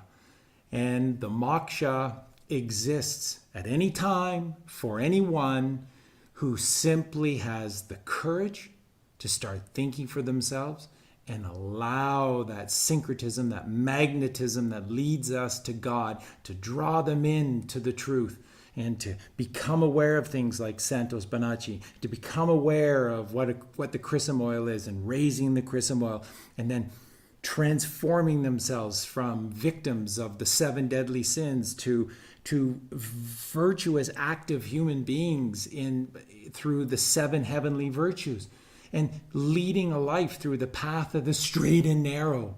The miraculous ventricle of the brain that's the only way to get into the 3rd ventricle of the brain where all the magic happens, just happens to be that path that is small and narrow. And many will take the path that is wide because it's easier, but it leads to destruction. But those few who take that path that is straight and narrow will meet God in heaven every time.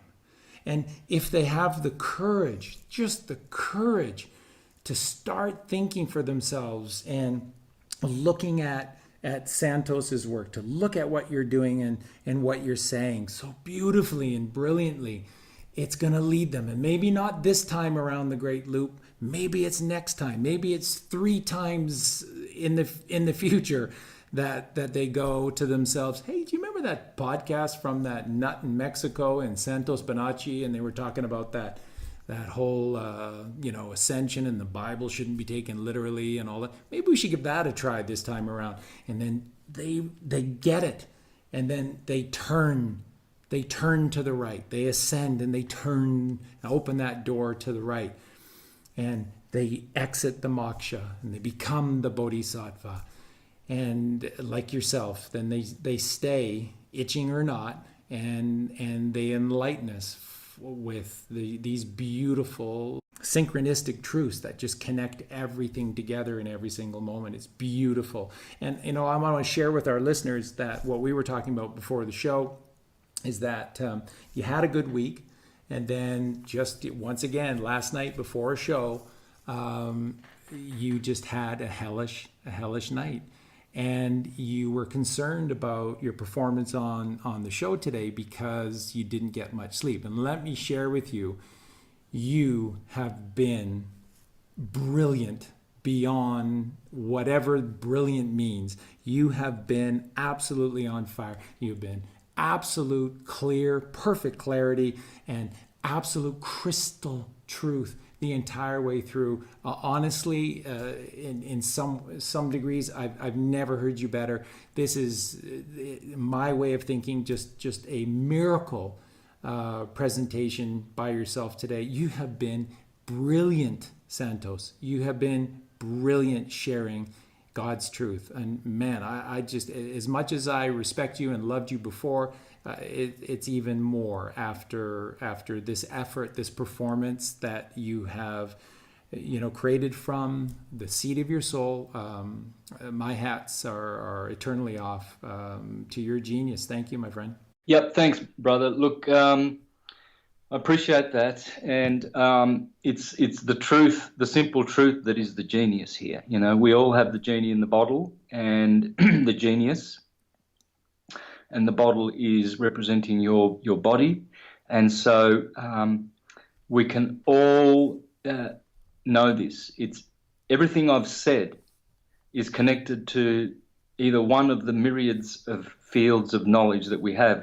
There's nothing new in it. You won't find this information anywhere else. That's not the case. This is how, you know, ignorant the masses have become, is that this knowledge is right there, you know, and how the people in the churches, how they explain away that the so-called pagan world is their archetypes, their gods, their heroes all do the same thing. They're all born of a virgin. They're all, you know, born in a manger and do miracles and have dealings with tax collectors. It's all the same. Myriads and myriads of saviors. The way they, you know, justify and explain that is, oh, the devil was busy mimicking, you know, the true Genesis account where God said that, you know, his seed will bruise you on the head and vice versa. And so they were actually, the devil went around mimicking the true Bible seed story, you know, savior of the Messiah and seed. No. The Bible is telling of a time when there was only one uniform field of knowing, syncretism. Everything was, and then in lower ages where we lost our higher, purer levels of consciousness, we forgot all this and we started specializing in what we call religions. You know, so the Muslims sort of specialized in one area. The Christians were more focused on a certain part of syncretism, and they all sort of fragmented, but you can see that all come from the same block. Okay, this is what will save us: syncretism, syncing things, the opposite of what Rome is doing.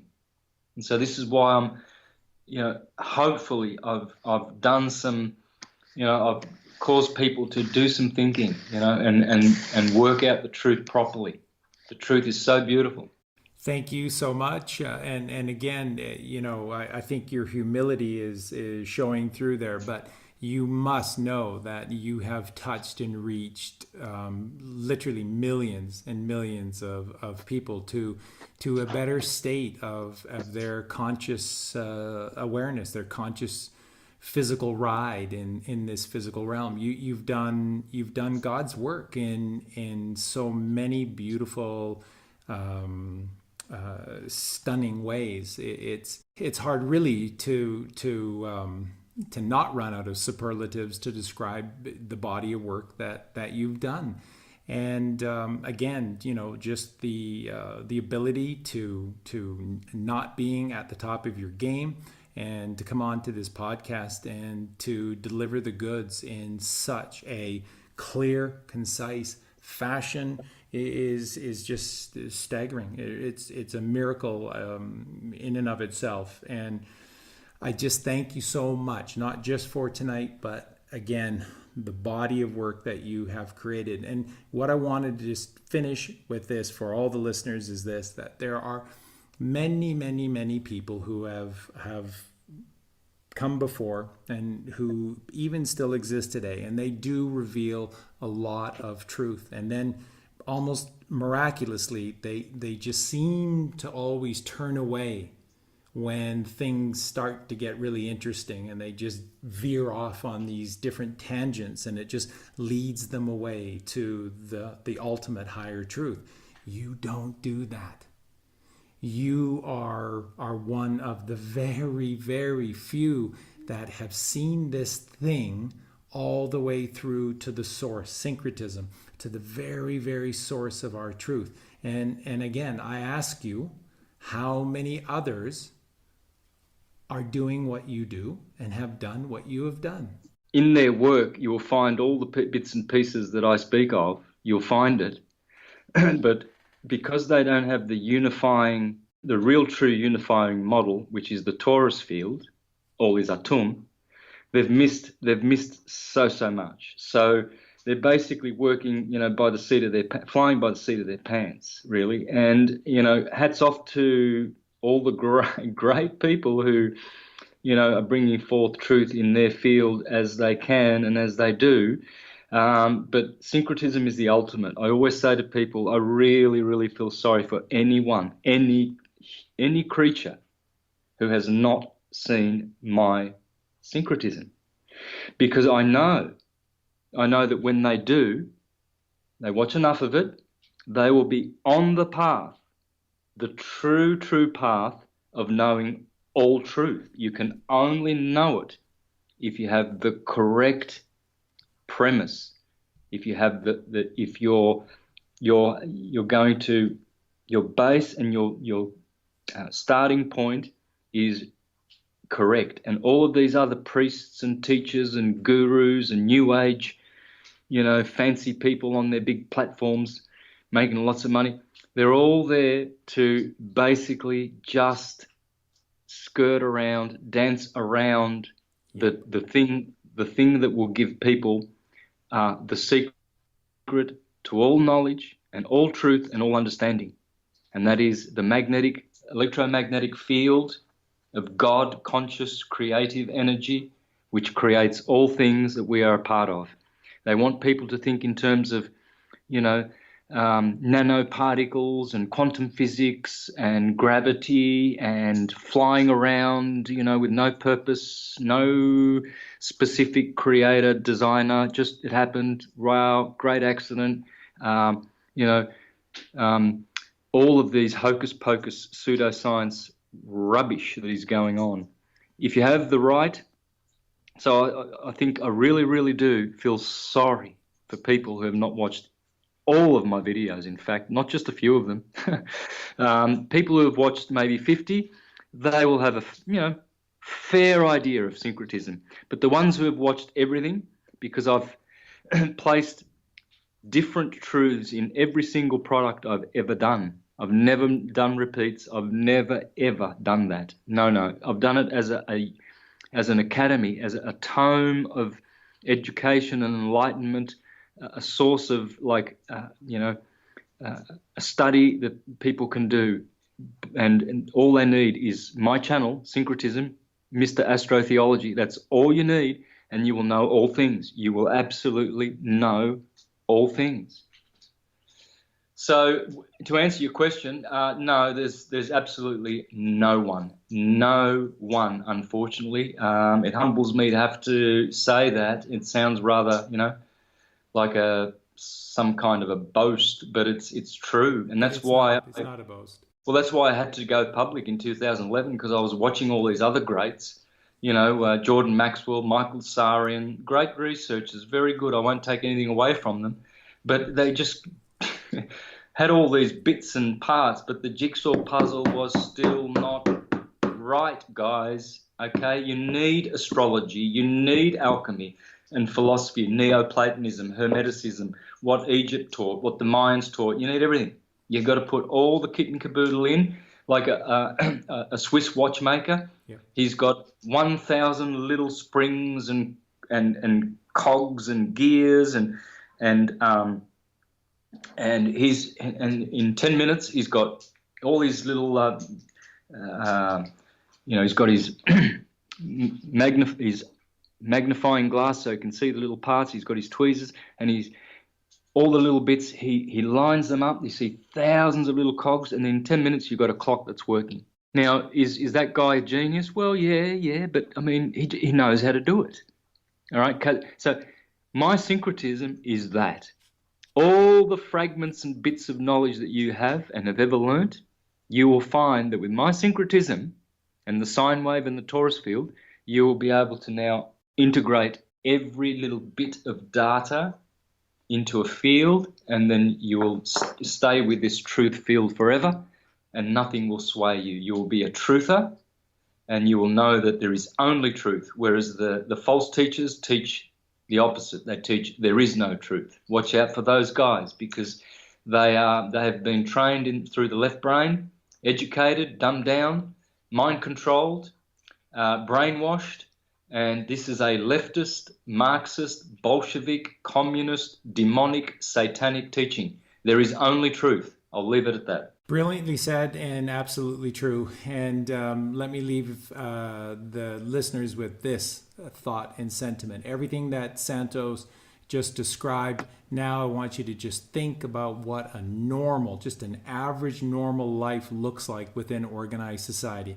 Being ripped away from your parents after 6 months because mom and dad got to get back to work, and for the rest of your life essentially living in foster care of somebody else because mom and dad don't have the physical or mental ability or time to be able to deal with their production at all. And you go to school, and what do they teach you? The absolute opposite of everything that Santos just said. Nothing of value, nothing of worth, no truth whatsoever.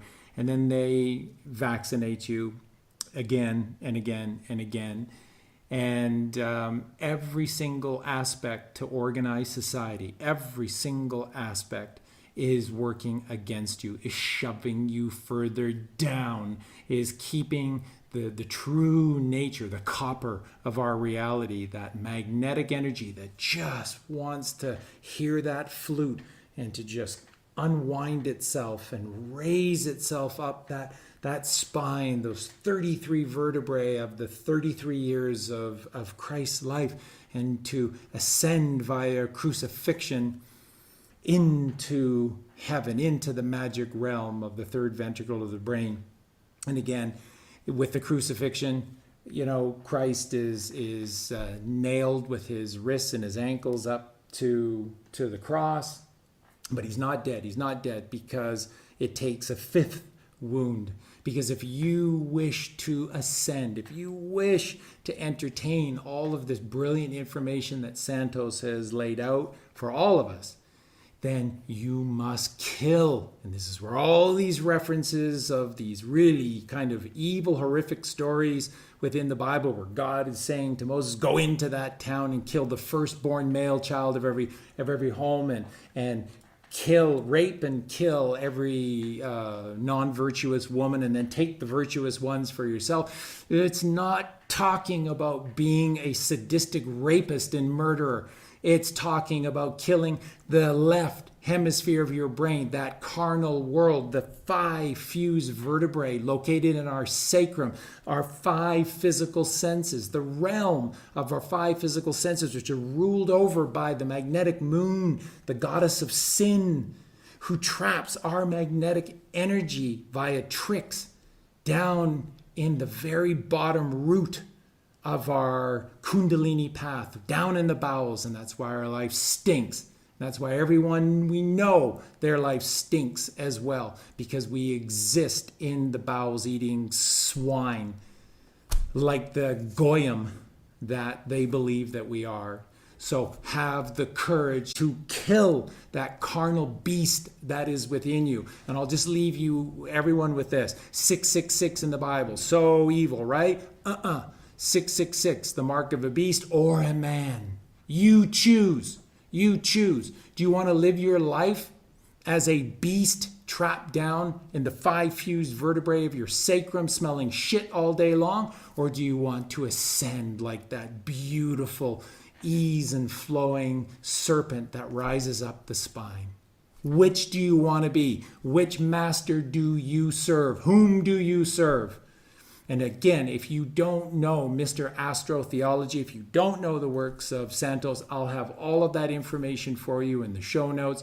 And it is a journey, and it is a brilliant, fun, miraculous, spine-tingling sensation coming to know the works of Santos Bonacci. So let me leave it with that and just again say thank you so much.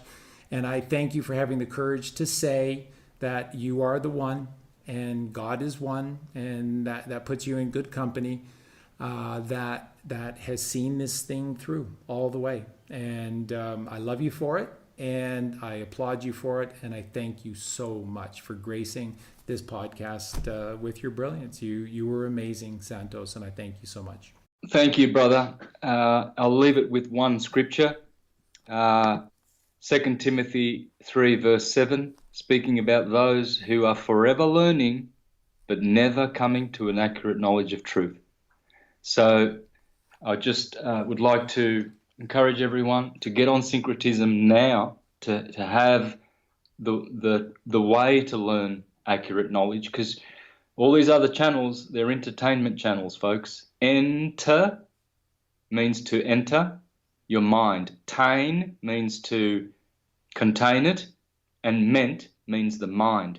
Enter, contain the mind. All of these channels, they're all entertainment channels. My channel, knowledge, but knowledge which will give you all the accurate knowledge of the truth. Get on Syncretism now, sooner rather than later. You will regret it if you don't. Thank you. Thank you so much, my friend. And thank you very much to all of our listeners for sharing this this amazing, miraculous journey tonight. And I will see you back soon with another podcast. In fact, tomorrow I will be releasing my latest podcast on the cancer hoax. And again, it is a holistic understanding of the human body and the human mind, how the hoax of cancer works, and basically it touches on virtually all of Santos's work. So thank you everyone for being here and sharing this, and Colleen and I give you all of our love always, and all of our love always to Santos, and have a great night everyone, and I'll see you soon. Good night.